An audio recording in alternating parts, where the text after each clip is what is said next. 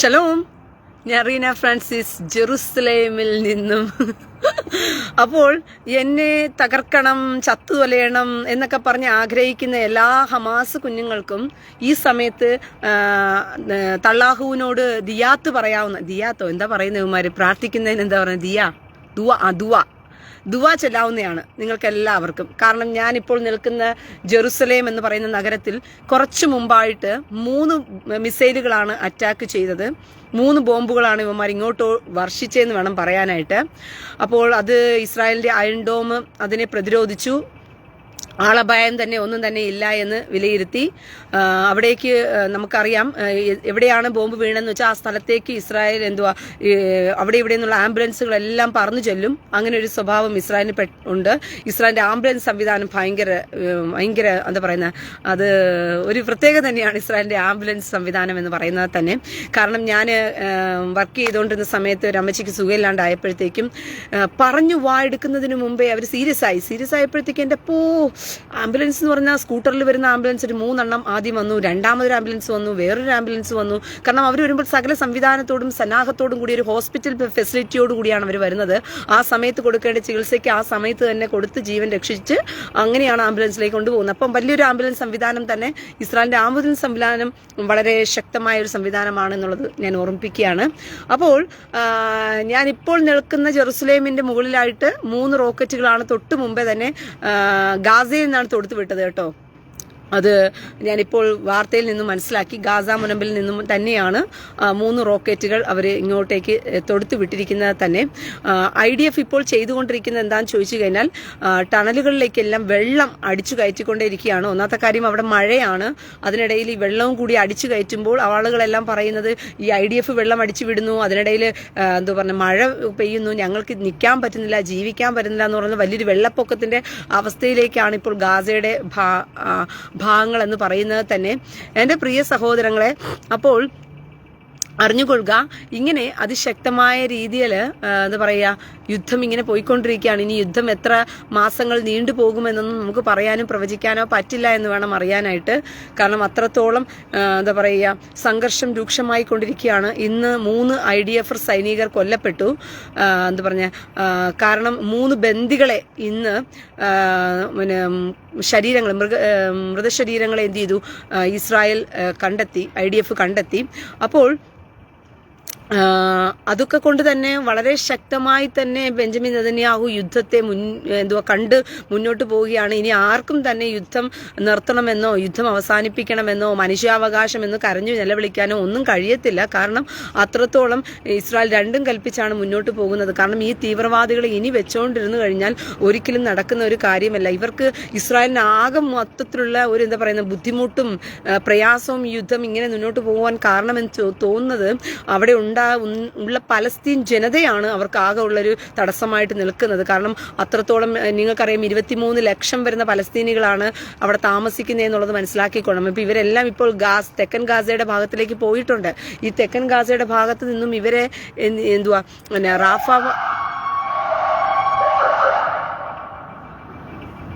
തെക്കൻ ഗാസയുടെ ഭാഗത്ത് നിന്നും ഇവരെ റാഫയിലേക്ക് പോകാനാണ് ഇപ്പോൾ പറഞ്ഞിരിക്കുന്നത് തന്നെ.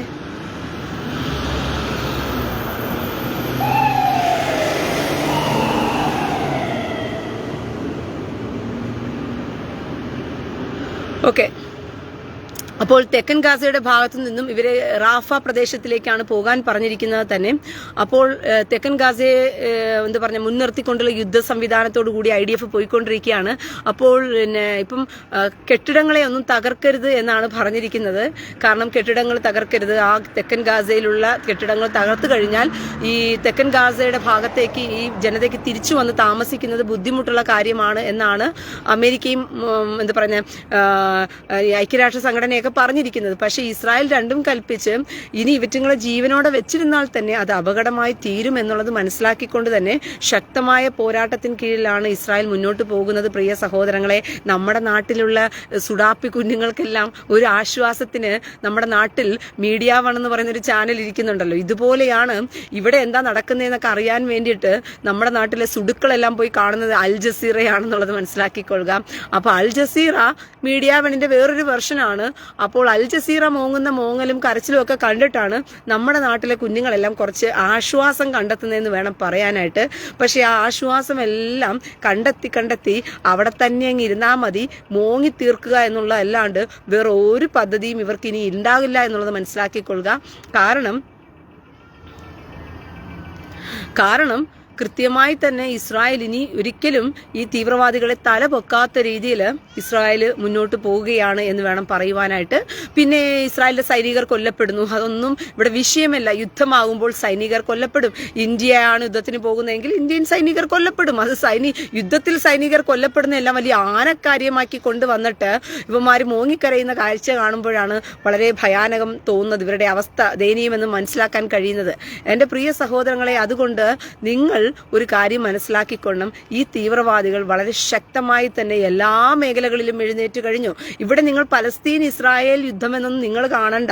ഇവിടെ ഗാസയിൽ ഹമാസ് തീവ്രവാദികളും ഇസ്രായേലും തമ്മിലുള്ള യുദ്ധമാണെന്നും നിങ്ങൾ ചിന്തിക്കരുത്. ഈ യുദ്ധത്തെ, ഇപ്പോൾ നടക്കുന്ന യുദ്ധത്തെ, സത്യത്തിൽ ഇത് ഹമാസ് തീവ്രവാദികളും ഇസ്രായേലും എന്നുള്ള യുദ്ധത്തെക്കാൾ ഉപരി ഇത് തള്ളാഹു കുക്കുംബർ എന്ന് പറയുന്ന ഒരു കാട്ടറബി വേശ്യാലയം നടത്തിക്കൊണ്ടിരിക്കുന്ന ഒരു ദേവനും സാധാരണക്കാരായ മനുഷ്യരും തമ്മിലുള്ള യുദ്ധമായിട്ട് നിങ്ങളിതിനെ കണ്ടാൽ മതി.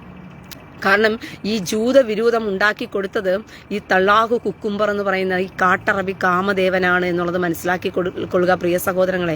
അവനാണ് ഈ ജൂതവിരോധം എന്ത് ചെയ്തത്, ഉണ്ടാക്കി കൊടുത്ത് ജനങ്ങളെ കൊല്ലാൻ പറഞ്ഞത്. അവനാണ് ക്രിസ്തീയ വിരോധം ഉണ്ടാക്കി കൊടുത്ത് ജനങ്ങളെ കൊല്ലാൻ പറഞ്ഞത്. അങ്ങനെ ലോകത്തിലുള്ള എല്ലാവരെയും കൊന്നൊടുക്കാൻ അവൻ കൊടുത്ത ഐഡിയക്കനുസരിച്ചാണ് ഇവിടെ യുദ്ധം നടന്നുകൊണ്ടിരിക്കുന്നത്. അല്ലാതെ ഇതിനകത്ത് ഇസ്രായേലിനെ പിടിച്ചടക്കണമെന്നോ പലസ്തീൻ ജനതയുടെ പോരാട്ടം, അധിനിവേശ കുടിയേറ്റ പലസ്തീനികളുടെ പോരാട്ടം എന്നൊക്കെ ഇവന്മാർ മെഴുകിച്ചാകുമ്പോഴും ഇവന്മാരെ നിങ്ങൾ സൂക്ഷിക്കണം എന്നുള്ള കാര്യം ഞാൻ ഓർമ്മിപ്പിക്കുകയാണ്.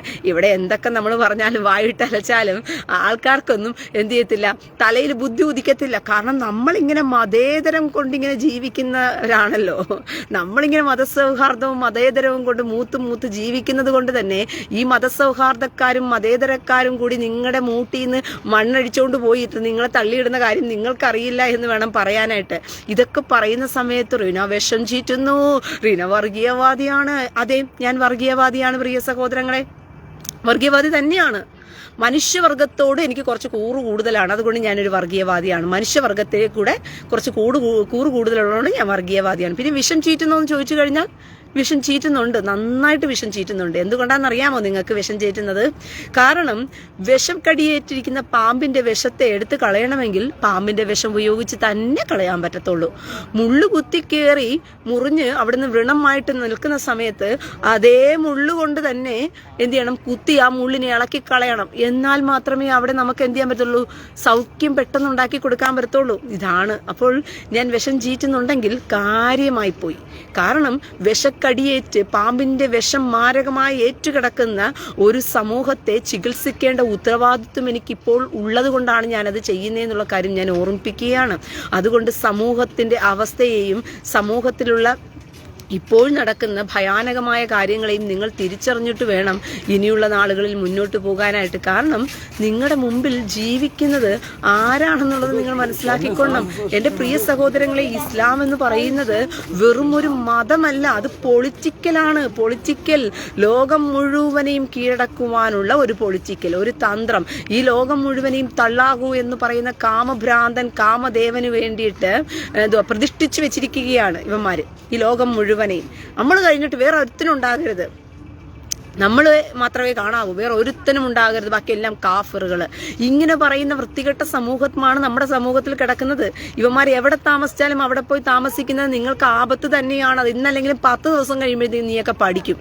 എനിക്ക് അത്രയേ പറയുവാനുള്ളൂ.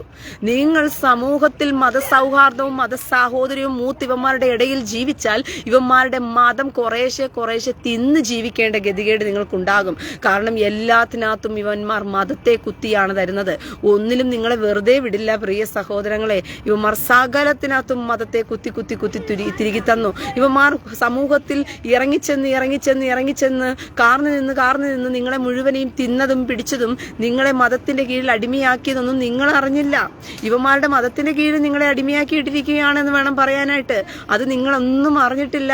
ഇപ്പോഴും നിങ്ങൾ ചിന്തിക്കുന്നത് നമ്മളെന്തോ മതേതര രാജ്യത്തിൽ മതസൗഹാർദ്ദത്തിൽ ജീവിക്കുന്നു എന്ന് പറഞ്ഞുകൊണ്ടാ നടന്ന കണക്ക് തന്നെ. പ്രത്യേകിച്ചും കേരളത്തിലാണെങ്കിൽ നിങ്ങൾ നടന്ന കണക്ക് തന്നെ. എന്റെ പ്രിയ സഹോദരങ്ങളെ, കേരളത്തിന്റെ തലപ്പത്തിരുന്ന് ഭരിക്കുന്നത് ആരാ ഭരിക്കുന്നത്? മുഹമ്മദ് റിയാസ് എന്ന് പറയുന്ന ഒരു മത തീവ്രവാദി ഇരുന്ന് ഭരിക്കുകയാണ്.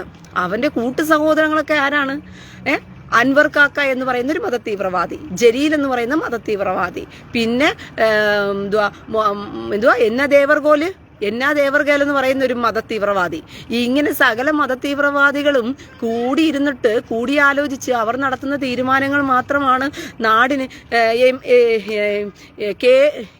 റഹീം മത തീവ്രവാദി, ഷംസീർ മത തീവ്രവാദി. ഇവന്മാരെല്ലാം മത തീവ്രവാദികളാണ്, മതം തീനികളാ ഇവന്മാരൊക്കെ. തങ്ങളുടെ മതം വിട്ടിട്ടേ ഉള്ളൊരു കളിയില്ല ഇവന്മാർക്ക്. അത് നിങ്ങൾക്കറിയാത്തത് കൊണ്ടാ. അങ്ങനെ മതത്തീനികളായിട്ടിരിക്കുന്ന ഇവന്മാരെല്ലാം തങ്ങളുടെ മതം ഏതെല്ലാം വഴിയിലൂടെ വളർത്താൻ പറ്റുമോ എന്ന് പദ്ധതിയും പ്ലാനും ഇട്ടിട്ട് മാത്രമേ ഇവന്മാരെന്ത് ചെയ്യത്തുള്ളൂ, ഇവന്മാർ മുന്നോട്ട് പോകത്തുള്ളൂ. അതുകൊണ്ട് നിങ്ങൾ ജീവിക്കുമ്പം നിങ്ങൾ ചിന്തിക്കുന്ന കേരളം മതേതര രാജ്യമാണ്, കേരളത്തിൽ മതസൗഹാർദ്ദമാണ്, നമ്മളിങ്ങനെ മതസൗഹാർദ്ദത്തിൽ കുളിച്ചും മെഴുകിയും കിടക്കുകയാണ് എന്ന് ചിന്തിക്കുന്ന പൊട്ട ഹിന്ദുവും പൊട്ട ക്രിസ്ത്യാനിയും ഇന്നല്ലെങ്കിലും 10 ദിവസം അറിയുമ്പോഴെങ്കിലും നീ എല്ലാം പഠിച്ചോളും. കണ്ടാലറിയാത്തവൻ കൊണ്ടാലറിയുമെന്നൊരു ചൊല്ലുണ്ടല്ലോ, അത് നിങ്ങൾക്ക് കിട്ടിക്കൊള്ളും. ഇത്രത്തോളം കേരളത്തില് ഈ കമ്മ്യൂണിസ്റ്റ് ഭരണം, അതായത് പിണറായി വിജയന്റെ ഭരണം എന്ന് പറയുന്നത് കേരളം മുടിച്ചു കുട്ടിച്ചോറാക്കിയിട്ടിരിക്കുകയാണ്. കുട്ടിച്ചോറ്. ഒരിക്കലും നിങ്ങൾക്ക് കേരളത്തിൽ എന്ത് ചെയ്യാൻ പറ്റില്ല, ഇനി ഒരു പഴയ ജീവിത സാഹചര്യത്തിലേക്ക് മടങ്ങി വരാൻ പറ്റില്ല. കാരണം സാമ്പത്തികമായിട്ട് കേരളം തകർന്ന് താളടിയായി കിടക്കുകയാണ്. മുന്നോട്ട് പോകാൻ യാതൊരു തരത്തിലും നിങ്ങൾക്ക് നിർവാഹമില്ല. എൻ്റെ പ്രിയ സഹോദരങ്ങളെ, ഒരു ഭവനം എന്ന് പറയുമ്പോൾ ആ ഭവനം കടത്തിന്മേൽ കടത്തിൽ മുഴുകി നിന്നു കഴിഞ്ഞാൽ ആ ഭവനത്തിൽ എങ്ങനെ നമുക്ക് ജീവിക്കാൻ കഴിയും? ആ ഭവനത്തിലുള്ളവർക്ക് എങ്ങനെ മുന്നോട്ട് പോകാൻ കഴിയും? ആരെങ്കിലുമൊക്കെ സഹായിക്കാനുണ്ടെങ്കിൽ ചിലപ്പം എന്ത് ചെയ്യും, ആ സഹായിക്കുന്നത് കൊണ്ട് വീണ്ടും വീണ്ടും വീണ്ടും കടം വീട്ടുകയല്ല, വീണ്ടും നിത്യോപകാര്യങ്ങൾക്ക് വേണ്ടി വീണ്ടും ഉപയോഗിച്ചുകൊണ്ടിരുന്നു കഴിഞ്ഞാൽ കടം പെരുകിക്കൊണ്ട് തന്നെ ഇരിക്കും എന്നുള്ളത് മനസ്സിലാക്കിക്കൊള്ളുക. കേന്ദ്ര സർക്കാർ സഹായിക്കുന്നതിന്റെ ഭാഗമായിട്ടാണ് ഇത്രമാത്രം കേരളം പിടിച്ചു നിന്നത്. ഇപ്പോൾ കേന്ദ്രത്തിനൊക്കെ ഒരു പരിധിയുണ്ട് സഹായിക്കുന്നതിന്. കാരണം കേന്ദ്രത്തിന് കേരളം എന്ന് പറയുന്ന ഒരു സംസ്ഥാനം മാത്രമല്ലല്ലോ ഉള്ളത്. കേരളം എന്ന് പറയുന്ന ഒരു മോളും കുഞ്ഞു മാത്രമല്ലേ ഉള്ളത് തീറ്റി പോറ്റാൻ വേണ്ടിയിട്ട്. എല്ലാ വൃത്തികേടുകൾ കാണിച്ചാലും നീ തിന്നോ മക്കളെയും തീറ്റി പോറ്റാനായിട്ട് കേരളം എന്ന് പറയുന്ന ഒരു സംസ്ഥാനം മാത്രമല്ലല്ലോ കേന്ദ്രത്തിനുള്ളത്. കേന്ദ്രത്തിന്റെ പണം മുഴുവനും കേരളത്തിലേക്ക് മാത്രം ഒഴുക്കാനുള്ളതല്ലല്ലോ. കേന്ദ്രത്തിന്റെ പണം എന്ന് പറയുന്നത് ഇന്ത്യയിലെ എല്ലാ സംസ്ഥാനങ്ങൾക്കും കൂടി എന്ത് ചെയ്യാനുള്ളതാ, പിന്നെ ആവശ്യങ്ങൾക്ക് വിതരണം ചെയ്യുവാനുള്ളതാ. ഇന്ത്യയുടെ എല്ലാ സംസ്ഥാനങ്ങളുടെയും വളർച്ചയ്ക്ക് ഉതകുന്ന തരത്തിൽ ഉപയോഗിക്കാനുള്ളതാണ് കേന്ദ്രത്തിന്റെ ഫണ്ട് എന്ന് പറയുന്നത്. അങ്ങനെ ഇരിക്കുമ്പം കേരളം എല്ലാ കാലത്തും കടം മേടിച്ചും പിച്ചച്ചട്ടി എടുത്തും ഒക്കെ കടം മേടിച്ചും പിച്ചച്ചട്ടിയൊക്കെ എടുത്ത് നിൽക്കുന്ന സമയത്ത് കേന്ദ്രം സഹായിക്കുന്നതിനൊക്കെ ഒരു പരിധിയുണ്ട്. അപ്പൊ കേന്ദ്രത്തിനെ പഴിച്ചു കേരളം ഇപ്പൊ വീണ്ടും കരഞ്ഞ് മെഴുകി കേന്ദ്രത്തെ കുറ്റം പറഞ്ഞ് ഇങ്ങനെ നാട് മുടിച്ച് കുട്ടിച്ചോറായി പോയിക്കൊണ്ടിരിക്കുകയാണ് കേരളത്തിന്റെ അവസ്ഥ എന്ന് പറയുന്നത് തന്നെ. അങ്ങനെ കേരളം മുടിച്ചു കുട്ടിച്ചോറായി ഇങ്ങനെ പോകുന്ന സമയത്തും ഒരു കൂട്ടർക്ക് ഒരു കുഴപ്പവുമില്ലാതെ അവർ സുഭിഷ്ടമായിട്ട് അവർ ജീവിക്കുന്നുണ്ട്. അത് നിങ്ങളെല്ലാം അറിയുന്നുണ്ടോ? അറിയുന്നില്ല അല്ലേ? അത് നിങ്ങൾ അറിയത്തുപോലും ഇല്ല എന്നുള്ളത് മനസ്സിലാക്കിക്കൊള്ളുക. അതായത് കേരളം ഇങ്ങനെ മുടിഞ്ഞ് കുട്ടിച്ചോറായി പോവുകയാണ്. അങ്ങനെ പോകുമ്പോഴും അതിന് ഇത്രത്തോളം, എന്നിട്ടും ധാർഷ്ട്യത്തിന്റെ ഭരണത്തിന് ഒരു കുറവുമില്ല. ധാർഷ്ട്യ ഭരണം, അയ്യോ. അതായത് ഞങ്ങൾ കുഞ്ഞുങ്ങളെ റോട്ടിൽ നിർത്തരുതെന്ന് പറഞ്ഞിട്ട് ഹൈക്കോടതി പറഞ്ഞാലും ഞാൻ കുഞ്ഞുങ്ങളെ നിർത്തും. കാരണം രാജാവ് പോകുമ്പോഴെല്ലാം കുഞ്ഞുങ്ങൾ കൈ കാണിക്കാൻ വേണം രാജാവിനെ, മനസ്സിലായോ? ഞങ്ങൾ നിർത്തും. പിന്നെ അടിയടാ ഇടിയടാ തോടിയടാ എന്ത് തരം വൃത്തികേടുകളെല്ലാം കാണിച്ച് ഭരിക്കാൻ പറ്റുമോ അങ്ങനെ എല്ലാ തരം തെമ്മാടിത്തരവും കാണിച്ചൊരു ഗുണ്ടയെ പോലെ നിന്ന് ആര് ഭരിക്കുകയാണ്? പിണറായി വിജയൻ എന്ന് പറയുന്ന ഒരു പിണുങ്ങാണ്ടി നേതാവ് നിന്ന് നാട് ഭരിക്കുകയാണ്. അപ്പോൾ ഇങ്ങനെ ഈ നാട് ഭരിക്കാനായിട്ട് ഇമാതിരി ഈ തീവ്രവാദി പോലെ ഒരു ഗുണ്ടയെ പോലെ കേരളത്തെ നശിപ്പിച്ച് നാറാണക്കല്ലെടുത്ത് കൊണ്ടുപോകാനായിട്ട് ഒത്താശ നിൽക്കുന്ന ആരാണെന്നറിയാമോ? VT സതീശൻ എന്ന് പറയുന്ന ഒരു ചെറ്റയാണ്. അതും കൂടി നിങ്ങൾ മനസ്സിലാക്കിക്കൊള്ളണം. ഇവനെയൊക്കെ നേതാവെന്നല്ല വിളിക്കേണ്ടത്, ഇവനെയൊക്കെ പരച്ചെറ്റയെന്നാണ് വിളിക്കേണ്ടത്. ഇവനെയൊക്കെ നേരാവണ്ണം ഇവനെ വിളിച്ചിട്ട് കാര്യമില്ല. ഇങ്ങനെ ഒരു തെമ്മാടി നിന്നുകൊണ്ട് നമ്മുടെ നാടിനെ നശിപ്പിച്ച് കുട്ടിച്ചോറാക്കി ചൂട് മുടിച്ചു പോകുമ്പോൾ ഈ VT സതീശൻ എന്ന് പറയുന്ന പ്രതിപക്ഷ നേതാവ് ഊളയായിരുന്നു കൊണ്ട് നാട്ടിലെ ജനങ്ങൾക്ക് വേണ്ടി സംസാരിക്കാനുള്ളവനാണ്. പ്രതിപക്ഷം ശക്തമായിരുന്നെങ്കിലുണ്ടല്ലോ കോൺഗ്രസ് എന്ന് പറയുന്ന പാർട്ടി വെറും ഊള പാർട്ടിയാണ്, ഒന്നിനും കൊള്ളാത്ത പാർട്ടിയാണ്. നേരെ മറിച്ച് ഈ സമയത്ത് പ്രതിപക്ഷമായി BJP ആയിരുന്നു. എന്നിട്ട് നിങ്ങൾ ആലോചിച്ച് നോക്കിയേ, പിണറായിയുടെ കാര്യം കട്ടപ്പുകയായിരുന്നു. പിണറായി മുട്ടുകാലിലൂടെ മൂത്രം ഒഴിച്ചേനെയായിരുന്നു. മനസ്സിലായോ? എന്തുകൊണ്ടാ പിണറായി എങ്ങനെ ചെയ്യുമായിരുന്നത്? കാരണം അവർ മുന്നും പിന്നും നോക്കിയിട്ടല്ല അവർ രംഗത്തേക്ക്, സമരമുഖത്തേക്കാണെങ്കിലും എന്തിനാണെങ്കിലും അവർ പോകുന്നത്. കാരണം പ്രതിപക്ഷമായിട്ട് നിൽക്കേണ്ട സംസ്ഥാനത്തിലെ പ്രതിപക്ഷ നേതാവും പ്രതിപക്ഷ നേതാക്കളുമായി കുട്ടി നേതാക്കളുമെല്ലാം വെറും ഊളകളാണ്. ഇവന്മാരുടെ ഈ CPM എന്ന പാർട്ടി മുണ്ടും കുത്തി ഇറങ്ങി വന്നു കഴിഞ്ഞാൽ ഇവന്മാരെല്ലാം കണ്ടം വഴി ഓടും. കാരണം എത്രയ്ക്കേ ഉള്ളൂ ഇതിന്റെ ബലവും അതും ഒക്കെ. അങ്ങനെ ഒരു പാർട്ടി ഭരിച്ചു കഴിഞ്ഞാൽ പിന്നെ ഇവന്മാർക്ക് എന്ത് ചെയ്യാൻ പറ്റും? കൂടുതൽ ആളാകാൻ പറ്റും. അതുകൊണ്ടാണ് പിണറായി ഇപ്പോഴും ആളായി വിലസിക്കൊണ്ടിരിക്കുന്നത് എന്നുള്ളത് മനസ്സിലാക്കിക്കൊള്ളുക. കൂടെ പിൻബലത്തിന് SFIയും ഉണ്ട്, കമ്മിക്കൂട്ടുക. SFIക്കകത്ത് ആരാ കിടക്കുന്ന ഈ സുഡാപ്പികളെല്ലാം നുഴഞ്ഞാൽ അതിനകത്ത് കയറി നടക്കുന്നത്. അതുകൊണ്ട് അവന്മാർ തീവ്രവാദ പാർട്ടികളായി മാറിയത്. ഈ SFI തീവ്രവാദ പാർട്ടിയായി മാറിയത് എന്തുകൊണ്ടാ? ഈ സുഡാപ്പികളെല്ലാം പോപ്പുലർ ഫ്രണ്ടിൽ വന്ന് പിടിച്ചോണ്ട് പോയപ്പോഴത്തേക്ക് നേതാക്കന്മാരെ പിടിച്ചോണ്ട് പോയിട്ടുള്ളൂ. എടാ, അതിനകത്തുള്ള കുട്ടി നേതാക്കളെല്ലാം എന്ത് ചെയ്തു? ഇവന്മാരെല്ലാ തീവ്രവാദ പാർട്ടികളിലും നുഴഞ്ഞു. അങ്ങനെ SFIക്കകത്ത് ഇവന്മാര് തന്നെയാണ്, DYFIക്കകത്തും ഇവന്മാര് തന്നെയാണ്. ഈ തീവ്രവാദികൾ ഇതിനകത്തിരിക്കുമ്പോൾ ഇവന്മാര് സമാധാനമല്ലല്ലോ ആഗ്രഹിക്കുന്നത്, അക്രമവും അനീതിയുമാണല്ലോ ആഗ്രഹിക്കുന്നത്. അപ്പൊ ഏത് തരത്തിലും എന്ത് ചെയ്യാൻ പറ്റും? ഇവന്മാർക്ക് നാട് മുടിച്ച് കുട്ടിച്ചോറാക്കാനുള്ള രീതിയാണ് ഇവന്മാര് നോക്കുന്നത്. അപ്പോൾ ഈ VT സതീശൻ എന്ന് പറയുന്ന വെറും ഒന്നിനും കൊള്ളാത്ത ഊളയെ പിടിച്ച് നമ്മുടെ നാട്ടിലൊരു കോൺഗ്രസ് പാർട്ടിയുടെ മറവിൽ പ്രതിപക്ഷമാക്കി ഇരുത്തി വെച്ചിരിക്കുന്ന വിട്ടിക്കേരളമേ നീയൊക്കെ അനുഭവിച്ചേ ചാകത്തുള്ളൂ. നീയൊക്കെ നശിക്കാൻ പറഞ്ഞിരിക്കുന്ന ജന്മങ്ങളാ. ഓരോ ഹിന്ദുവിനോടും ഓരോ ക്രിസ്ത്യാനിയോടും ഞാൻ പറയാം, നിന്റെയൊക്കെ വിവരക്കേടെന്ന് പറഞ്ഞൊരു സംഭവം ഉണ്ടല്ലോ. നാട് വളരുമ്പോൾ ബുദ്ധിയും കൂടി നിനക്കൊക്കെ വളരണം. നിന്റെയൊക്കെ രാഷ്ട്രീയ പാർട്ടിക്കകത്ത് കമിഴ്ന്നു കിടന്നുള്ള നിന്റെയൊക്കെ ജീവിത ശൈലിയാണ്. ലോജിക്കില്ലാതെ നീയൊക്കെ പാർട്ടിയുടെ അകത്ത് കുത്തിക്കിടക്കുന്നത് കൊണ്ടാണ് നിനക്ക് നാട് നശിച്ചാലും ഒരു പ്രശ്നവുമില്ല. നാട് നശിക്കുമ്പോൾ നീയും നിന്റെ കുടുംബവും ചേർന്ന് നശിക്കുകയല്ലേ?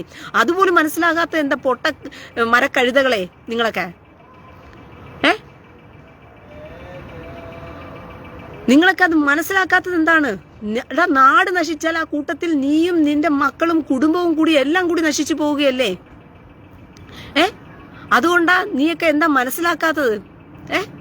ഇനിയെങ്കിലും എന്താ പറയാ, കേരളത്തിലുള്ള മന്ദബുദ്ധികളായിരിക്കുന്ന ഹിന്ദുവും ക്രിസ്ത്യാനിയും ഒന്ന് ചിന്തിക്കാൻ നീയൊക്കെ പഠിക്ക്. ഇനിയെങ്കിലും തലച്ചോറൊക്കെ നീയൊക്കെ ഉപയോഗിക്ക്. നീയൊക്കെ കോൺഗ്രസിനകത്ത് കുത്തിക്കിടക്കുമ്പോഴും നീയൊക്കെ കമ്മ്യൂണിസ്റ്റിനകത്ത് കുത്തിക്കിടക്കുമ്പോഴും നിന്റെയൊക്കെ മൂട്ടിലുള്ള മണ്ണൊലിച്ചു പോകത്തക്കവണ്ണം നീയൊക്കെ വടി കൊടുത്ത് വെട്ടിക്കൊണ്ടിരിക്കുക. ഇവന്മാർക്ക് പിക്കാസ് മൺവെട്ടി കൊടുക്കുക, തോണ്ടി എടുത്തോന്ന് പറഞ്ഞിട്ട്. അതാ നിങ്ങൾ ചെയ്തുകൊണ്ടിരിക്കുന്നത്. കാരണം പ്രതിപക്ഷമായി നിന്ന് സംസാരിക്കുന്നവനുള്ള കരുത്തില്ലാതെ പോകുമ്പോഴാണ് അവൻ ഭരണപക്ഷമായിരിക്കുന്നവന്റെ ബലം കൂടുന്നതെന്നുള്ളത് മനസ്സിലാക്കിക്കൊള്ളുക. എന്തെന്ന് ചോദിക്കുമ്പോൾ കുന്തെന്ന് പറയാൻ കഴിവില്ലാത്തത് കൊണ്ടാണ് എന്തെന്ന് പറയുന്നവന് ആംഗ്യം കൂടുന്നത്. എന്നെ ഇപ്പൊ പച്ചയ്ക്ക് തെറി വിളിച്ചുകൊണ്ടിരിക്കുന്ന സമയത്ത് ഞാനൊന്നും മിണ്ടാതെ പാവത്തെ പോലെ അയ്യോ കൃപ എന്ന് പറഞ്ഞിരുന്നു നോക്കിയേ. ഇവന്മാർ കൂട്ടമായിട്ട് എന്റെ പേജുകളിൽ ദിനം പ്രതി തെറി പറയാൻ വേണ്ടി തന്നെ വന്നുകൊണ്ടിരിക്കുമായിരുന്നു. പക്ഷെ ഇപ്പൊ ഒരുത്തനെയും കാണുന്നില്ലല്ലോ. എന്തിയെ സുടുക്കുഞ്ഞുങ്ങളൊക്കെ എന്തിയെ? എവിടെ പോയി എല്ലാവന്മാരും? പണ്ട് അങ്ങനെ അല്ലായിരുന്നല്ലോ. റീനയുടെ പേജ് എന്ന് പറഞ്ഞാൽ ഹമാസ് തീവ്രവാദികൾക്കെല്ലാം വന്ന് അരിഞ്ഞാടിക്കൊണ്ടുപോയി സകല പോപ്പുലർ ഫ്രണ്ടിനും സുഡാപ്പികൾക്കും എല്ലാവന്മാർക്കും കയറി ഇറങ്ങി മെഴുകി തീർത്ത് പച്ചയ്ക്ക് എന്തുമൊക്കെ എന്റെ ഫേസ്ബുക്കിനകത്ത് വന്ന് എന്നെ മുഖത്ത് നോക്കി പറഞ്ഞു. ഞാനില്ലാത്തപ്പോ ലൈവിലല്ലാത്തപ്പോ നീയൊക്കെ പറഞ്ഞിട്ട് പോകുന്ന എനിക്ക് വിഷയമേ അല്ല. പക്ഷെ ഞാൻ ലൈവിൽ നിൽക്കുമ്പോൾ എന്നോട് സംസാരിക്കാൻ എവനെങ്കിലും മുതിർന്നാൽ അവന്റെ കാര്യം കട്ടപ്പുകയാണെന്ന് അവന്മാർക്ക് നല്ല വൃത്തിയാണം അറിയാവുന്നത് കൊണ്ടാണ് ഇവന്മാരെന്ത് ചെയ്യാത്തത്, എന്റെ അടുത്ത് വരാത്തത്. എന്റെ ലൈവിലോട്ട് കയറി വന്ന് ഇപ്പൊ തന്നെ അവന്മാർ വിചാരിച്ചു പോയി വെറുതെ അവിടെ വാങ്ങിക്കുന്നതിനേക്കാളും നല്ലത് മിണ്ടായിരിക്കുന്നതാണെന്ന് പറഞ്ഞ് ചിന്തിച്ചു. അപ്പോൾ എന്താണ് അതിന്റെ പിന്നിലെ കാരണം? എന്തെന്ന് ചോദിച്ചാൽ കുന്തെന്ന് പറയാനുള്ള തന്റെ ഇടമുള്ളവൻ വേണം. എന്നാൽ മാത്രമേ എന്തെന്ന് ചോദിക്കുന്നവൻ മനസ്സിലാകത്തുള്ളൂ. ഇവനോട് എന്ത് കൂടുതൽ ചോദിക്കാൻ പോയി കഴിഞ്ഞാൽ ശരിയാകത്തില്ല എന്നുള്ള ബോധം വരത്തുള്ളൂ. അപ്പോൾ നമ്മുടെ നാട്ടിൽ പിണറായി എന്ന് പറയുന്ന ഒരു പിണുങ്ങാണ്ടി നേതാവിന് ഒരു പരനാറി നേതാവിന് ഇത്രത്തോളം ധാർഷ്ട്യത്തോടെ ജനങ്ങളെയും ജനത്തിലുള്ള ഓരോരുത്തരെയും നശിപ്പിക്കാൻ തക്കവണ്ണം അവന് ഒരു ഉളുപ്പുമില്ലാതെ അവൻ ഇപ്പോഴും ഈ ധാർഷ്ട്യത്തോടുള്ള ഭരണം നടത്തുന്നതിന്റെ പിന്നിലെ കാരണം ഊളയായിരിക്കുന്ന കോൺഗ്രസ് പാർട്ടി പ്രതിപക്ഷമായിരിക്കുന്നത് കൊണ്ടാ പ്രിയ സഹോദരങ്ങളെ. ഇത് തന്നെയാണ് ഇന്ത്യ മഹാരാജ്യത്തിൽ ഈ തീവ്രവാദികൾ ഇത്രത്തോളം അഴിഞ്ഞാടാനും ഈ തീവ്രവാദികൾക്ക് തങ്ങളുടെ മതം ഇത്രത്തോളം വളർത്തുവാനും സഹായകരമായി തീർന്നതെന്നുള്ളത് മനസ്സിലാക്കിക്കൊള്ളും. മനസ്സിലായോ കോൺഗ്രസ് പാർട്ടികളുടെ ഭരണം? കോൺഗ്രസ് പാർട്ടി 65 വർഷം കൊണ്ട് ഇന്ത്യയെ ഭരിച്ചിട്ട് കിട്ടിയ ഗുണം എന്താണെന്ന് മനസ്സിലായല്ലോ. നമ്മന്റെ മതക്കാർക്ക് എല്ലാവിധ ആനുകൂല്യങ്ങളും ഒപ്പിച്ചു കൊടുക്കും. നമ്മന്റെ മതക്കാരെ ന്യൂനപക്ഷം എന്ന് പറഞ്ഞ് പോറ്റിപ്പുലർത്തി നമ്മന്റെ മതക്കാരെ തലയിൽ തൂക്കി വെച്ച് നമ്മന്റെ മതം വളർത്താനുള്ള അവസരം ഒരുക്കി കൊടുത്തു. അതാണ് ചെയ്തത്. നമ്മന്റെ മതക്കാരുടെ മനുഷ്യർക്ക് വേണ്ടി വല്ല ഗുണവും ചെയ്തിരുന്നെങ്കിൽ അത് കുഴപ്പമില്ലെന്ന് പറയാമായിരുന്നു. പക്ഷെ നമ്മന്റെ മതക്കാരുടെ മതം ശ്രേഷ്ഠമാണ്. നമ്മന്റെ മതക്കാരുടെ എല്ലാ മതചര്യകളും കൂടി എല്ലാ മേഖലകളിലും കൊണ്ട് കെട്ടിവെച്ചു. അത് പൊതുമേഖലാ സ്ഥാപനങ്ങളിൽ കൊണ്ട് കെട്ടിവെച്ചു. നമ്മന്റെ മതക്കാരും നമ്മന്റെ മതത്തിലെ പൊതുമേഖലാ സ്ഥാപനങ്ങളിൽ പെരുമാറത്തുള്ളൂ. പല ഗവൺമെന്റ് സ്ഥാപനങ്ങളിൽ ഉമാര് വെള്ളിയാഴ്ച ഉച്ചയാവുമ്പോഴത്തേക്കും സ്ഥലം കാലിയാക്കിക്കൊണ്ട് ഗവൺമെന്റിലുള്ള ഉദ്യോഗസ്ഥന്മാരെല്ലാം മോസ്കുകളിൽ നിസ്കരിക്കാൻ പോകും. ഏതവനെങ്കിലും ചോദിക്കുന്നുണ്ടോ? ഏതവനെങ്കിലും ഇതിനെക്കുറിച്ച് സംസാരിക്കുന്നുണ്ടോ? നിസ്കാരത്തിന്റെ സമയമാകുമ്പോഴത്തേക്കും മേശയും പൂട്ടി കെട്ടിക്കൊണ്ട് എല്ലാ ഗവൺമെന്റ് സ്ഥാപനങ്ങളിലും ഉമാർ അടച്ചിട്ടിട്ട് അതെ നിസ്കരിക്കാൻ പോവാണേ എന്നങ്ങ് പോയി കഴിയുമ്പോഴത്തേക്കും ശരി സാറേ ഉവ്വ് സാറേ എന്താ സാറേ. അപ്പൊ പിന്നെ മതേതരത്തിന്റെ മറവിൽ മറ്റുള്ളവരെല്ലാം ഇയാളുടെ ഡ്യൂട്ടിയും കൂടി നോക്കിക്കൊള്ളണം. ഹവന്മാർക്ക് മാത്രം ആനുകൂല്യം. ഇതാണ് കേരളം, ഇന്ത്യ എന്ന് പറയുന്ന രാജ്യത്തിന്റെ പ്രത്യേകത. നമ്മന്റെ മതക്കാരെ വളർത്തി വിട്ടതാരാ? കോൺഗ്രസ് പാർട്ടി. മനസ്സിലായോ? നമ്മന്റെ മതക്കാരെ വളർത്തി വിട്ടതാരാ? കോൺഗ്രസ് പാർട്ടി. കോൺഗ്രസിന്റെ മറവിൽ കാട്ടിക്കൂട്ടിയ തെമ്മാടിത്തരമാണ് ഇന്ത്യക്കകത്ത് ഇവന്മാർ ഇത്രത്തോളം വളർന്നത്. ഇല്ലെങ്കിൽ ഇന്ത്യയിൽ വളരില്ലായിരുന്നു പ്രിയ സഹോദരങ്ങളെ. ഇന്ത്യയിൽ വളരില്ല. കാരണം ഇന്ത്യ എന്ന് പറയുന്ന രാജ്യം ഇവന്റെ ഒന്നും രാജ്യമേ അല്ല. ഇവനൊക്കെ കുടിയേറി വന്നവന്മാരാ ഇന്ത്യക്കകത്ത്. മനസ്സിലായോ? ഈ മുഗളന്മാരുടെ സാമ്രാജ്യകാലത്ത് വന്ന് യുദ്ധം ചെയ്തും അല്ലാതെയും എല്ലാം ഇന്ത്യ ഇതുപോലെ പിടിച്ചെടുത്ത പാവത്തുങ്ങളായിട്ട് തീരെ നിവൃത്തിയില്ലാത്തവരുടെ ഇടയിലെല്ലാം കയറി ചെന്ന് കയ്യൂക്ക് കാണിച്ചാൽ പാവത്തുങ്ങൾ എന്ത് ചെയ്യും? ഒന്നും ചെയ്യത്തില്ല, വിട്ടുകൊടുത്തോണ്ട് പോകും. അങ്ങനെ പിടിച്ച് ഇവന്മാരെന്ത് ചെയ്യാണ്? പിടിച്ചെടുത്തുകയെന്നുള്ളത് മനസ്സിലാക്കിക്കൊള്ളണം. റിനി ഇത് ഫേക്ക് ഐ ഡി ആണോ ആദ്യം ഒറിജിനൽ ഐ ഡി ആണോ ഞാൻ നോക്കിയിട്ട് പിന്നെ ഉത്തരം പറയാം.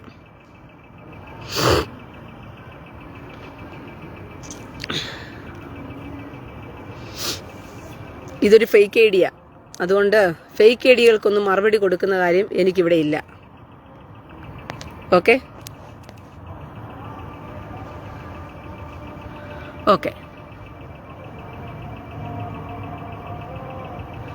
അതെ, കാശ്മീരിലെ 370 എടുത്തു കളയാതിരുന്നു.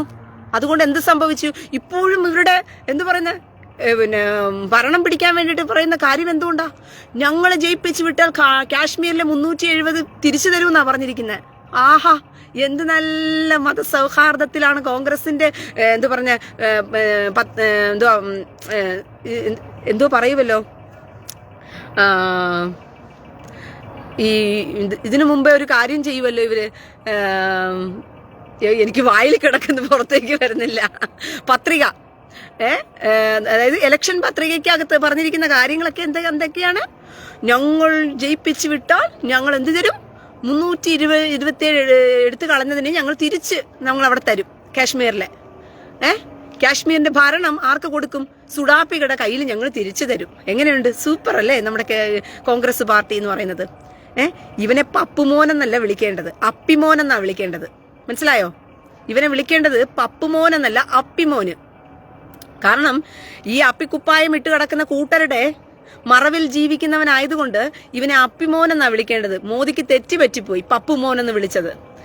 കാരണം ഇവന്മാരുടെ അപ്പിന്റെ കീഴിലാണ് കയറി കിടക്കുന്നത്. അതുകൊണ്ടാണ് പ്രകടന പത്രിക.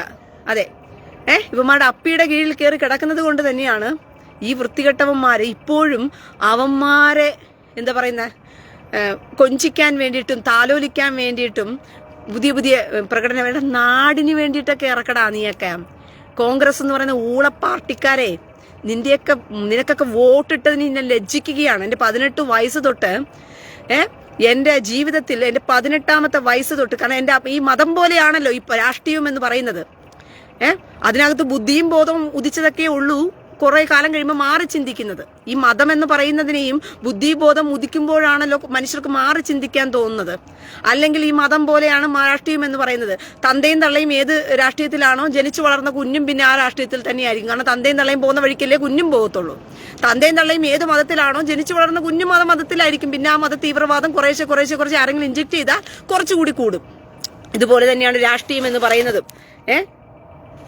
തന്തയും തള്ളയും ഏത് രാഷ്ട്രീയമാണോ ആ രാഷ്ട്രീയത്തിനകത്താണ് നമ്മളും എന്ത് ചെയ്യുന്നത്, ജനിച്ചു വളരുന്നത്. അപ്പോൾ എന്ത് ചെയ്യും, നമ്മളെ കുറേശ്ശെ ആ വളർന്നു വരുമ്പോഴെല്ലാം ആ രാഷ്ട്രീയം പറഞ്ഞു വളർത്തുന്നത് കൊണ്ട് നമ്മളും എന്ത് ചെയ്യും, അറിയാതെ ആ രാഷ്ട്രീയത്തിന്റെ മറവിൽ അങ്ങ് ജീവിച്ചു പോവും. അങ്ങനെ വോട്ടിടാൻ കിട്ടിയ അവസരം മുതൽ 18 വർഷം തുടങ്ങി എൻ്റെ 34ാമത്തെ വയസ്സ് വരെ, 18 വയസ്സ് തൊട്ട് 34ാമത്തെ വയസ്സ് വരെ ആകുമ്പോഴത്തേക്കും 18, 28,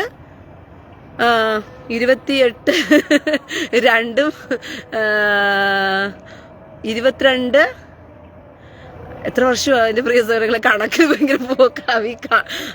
18 കഴിയുമ്പോഴത്തേക്കും 28 ആകുമ്പോൾ 38 ആകുമ്പോൾ 20 വർഷം, 22, 26 വർഷം. ഒന്ന് ആലോചിച്ച് നോക്കേ, എൻ്റെ 26 വർഷത്തെ എൻ്റെ വിവരക്കേടായിട്ടാണ് ഞാൻ എന്ത് ചെയ്യുന്നത്, ഈ കമ്മ്യൂണിസ്റ്റ്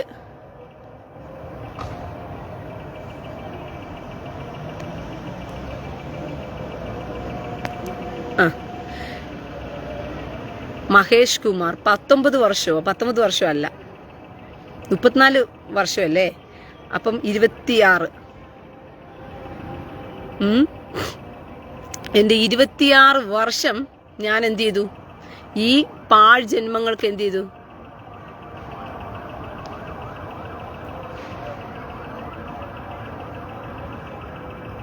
പതിനെട്ട് 28 16 വർഷം.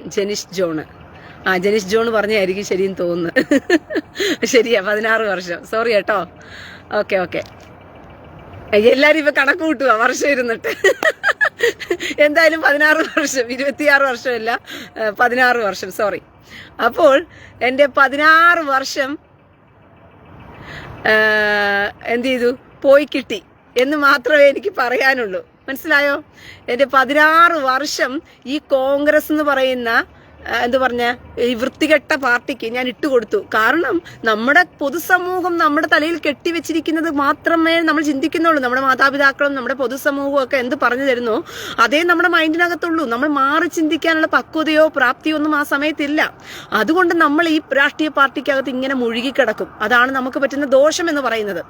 അങ്ങനെ ഇത്രയും കാലം ഈ കോൺഗ്രസ് എന്ന് പറയുന്ന വൃത്തികെട്ട പാർട്ടിക്ക് ഞാൻ വോട്ടിട്ടതിൽ ഞാൻ ലജ്ജിച്ച് തല താഴ്ത്തുകയാണ്. പക്ഷെ ഇനി എനിക്കൊരു അവസരം കിട്ടിയാൽ, നാട്ടിലേക്ക് വന്ന് വോട്ടിടാൻ എനിക്കൊരു അവസരം കിട്ടിയാൽ നിശ്ചയമായും എൻ്റെ വോട്ട് എന്ത് ചെയ്യും, BJPക്കേ ഞാൻ കൊടുക്കത്തുള്ളൂ. കാരണം അതുകൊണ്ടൊരു ഗുണമുണ്ട്.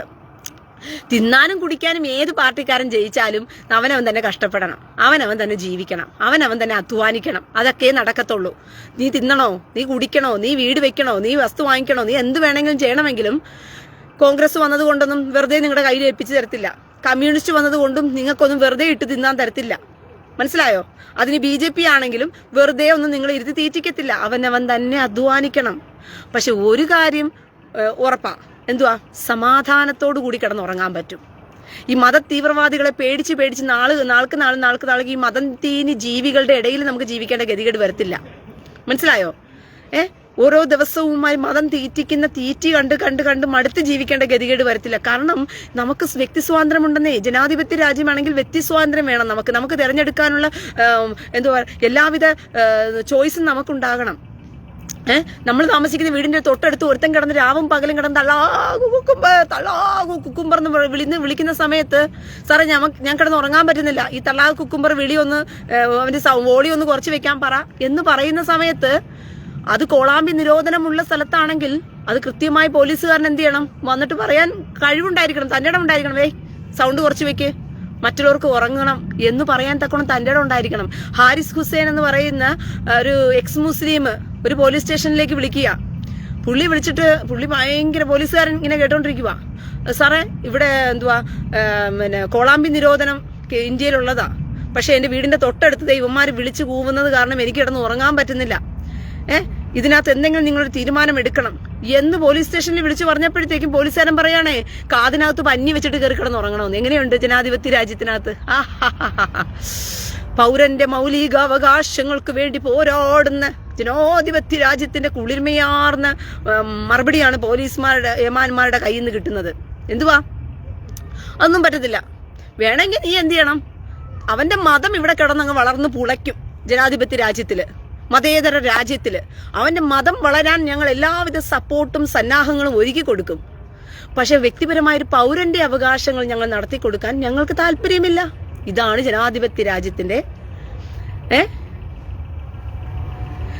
ജനാധിപത്യ രാജ്യത്തിന്റെ ഗുണം എന്ന് പറയുന്നത് ഇതാണ് പ്രിയ സഹോദരങ്ങളെ.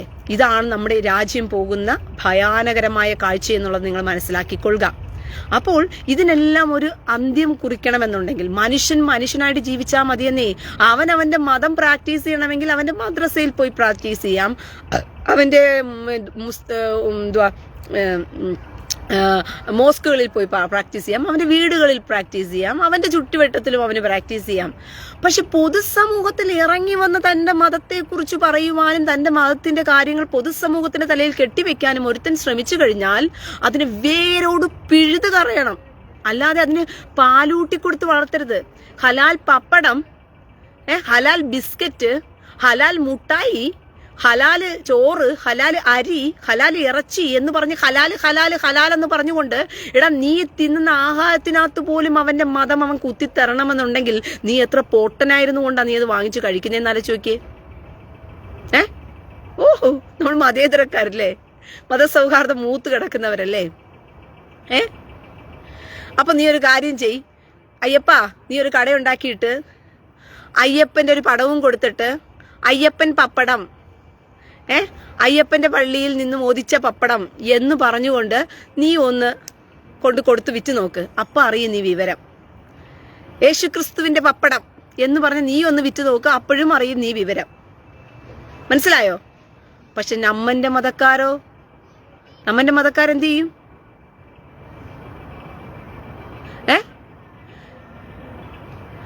ഇത് ഹലാൽ എടുത്തു കളയണം, ഇന്ത്യയിൽ നിന്ന് കളഞ്ഞേ പറ്റൂ. അതിന് നിങ്ങൾ BJP വീണ്ടും ഭരണത്തിൽ വരണം. അങ്ങനെ ഒരുത്തന്റെയും മതം തിന്ന് നിങ്ങൾ ജീവിക്കേണ്ട ഗതികേടില്ല ജനാധിപത്യ രാജ്യത്തിൽ. അവന്റെയൊക്കെ നാട്ടിൽ പോയാൽ മതി. അത് മനസ്സിലായോ? അങ്ങനെ ഹലാലില്ലാതെ അവന് ജീവിക്കാൻ ഇവിടെ ഭയങ്കര ബുദ്ധിമുട്ടാണെങ്കിൽ സൗദി തിരക്കി പോട്ടെ അവൻ, ഇല്ലെങ്കിൽ അവൻ പലസ്തീൻ തിരക്കി പോട്ടെ, ഇല്ലെങ്കിൽ ഖത്തർ തിരക്കി പോട്ടെടാ. പണ്ടൊന്നും ഇല്ലാത്ത ഹലാൽ എന്താടാ ഇവന്മാർക്ക് ഇപ്പം? നിനക്കൊക്കെ പണ്ടൊന്നും ഇല്ലാത്ത ഹലാൽ എന്താ ഇപ്പം നാട്ടില്? പണ്ട് നീ ഒന്നും ജീവിച്ചവന്മാരെല്ലാം നരകത്തിലെ വിറകുകൊള്ളിയാണോ? ഹലാലില്ലാതെ ജീവിച്ച കുറെ എണ്ണങ്ങൾ പണ്ടുണ്ടായിരുന്നല്ലോ, അവരെല്ലാം നരകത്തിലെ വിറകുകൊള്ളിയ. ഇപ്പോൾ ഹലാൽ നിന്ന് ജീവിക്കുന്ന നിനക്ക് മാത്രമേ സ്വർഗത്തിൽ പോകാനുള്ള വകയുള്ളൂ. അങ്ങനെ സ്വർഗം തിരക്കി ജീവിക്കുന്നവൻ ഹലാൽ തിന്നേ ജീവിക്കത്തോളെന്നുണ്ടെങ്കിൽ അവനെല്ലാം പോയി എന്ത് ചെയ്യണം? സൗദി അറേബ്യയിൽ പോയി താമസിക്കോ, ഖത്തറിൽ പോയി താമസിക്കോ, എന്ത് വേണമെങ്കിലും താമസിക്കണം. അല്ലാതെ ഇന്ത്യ എന്ന് പറയുന്ന മഹാരാജ്യത്തും മതേതര രാജ്യത്ത് കയറിയിരുന്നിട്ട് നിന്റെയൊക്കെ മതം മറ്റുള്ളവൻ തിന്നണമെന്ന് പറഞ്ഞു കഴിഞ്ഞാൽ നടക്കുന്ന കാര്യമില്ല. ഇത് ചോദ്യം ചെയ്യുമ്പോഴത്തേക്കും അല്ലോ നമ്മന്റെ മതക്കാരെ ജീവിക്കാൻ വിടുന്നില്ലേ, വർഗീയവാദി വിഷം ചീറ്റുന്നേ, ഓടിവായോ എന്ന് പറഞ്ഞിട്ട്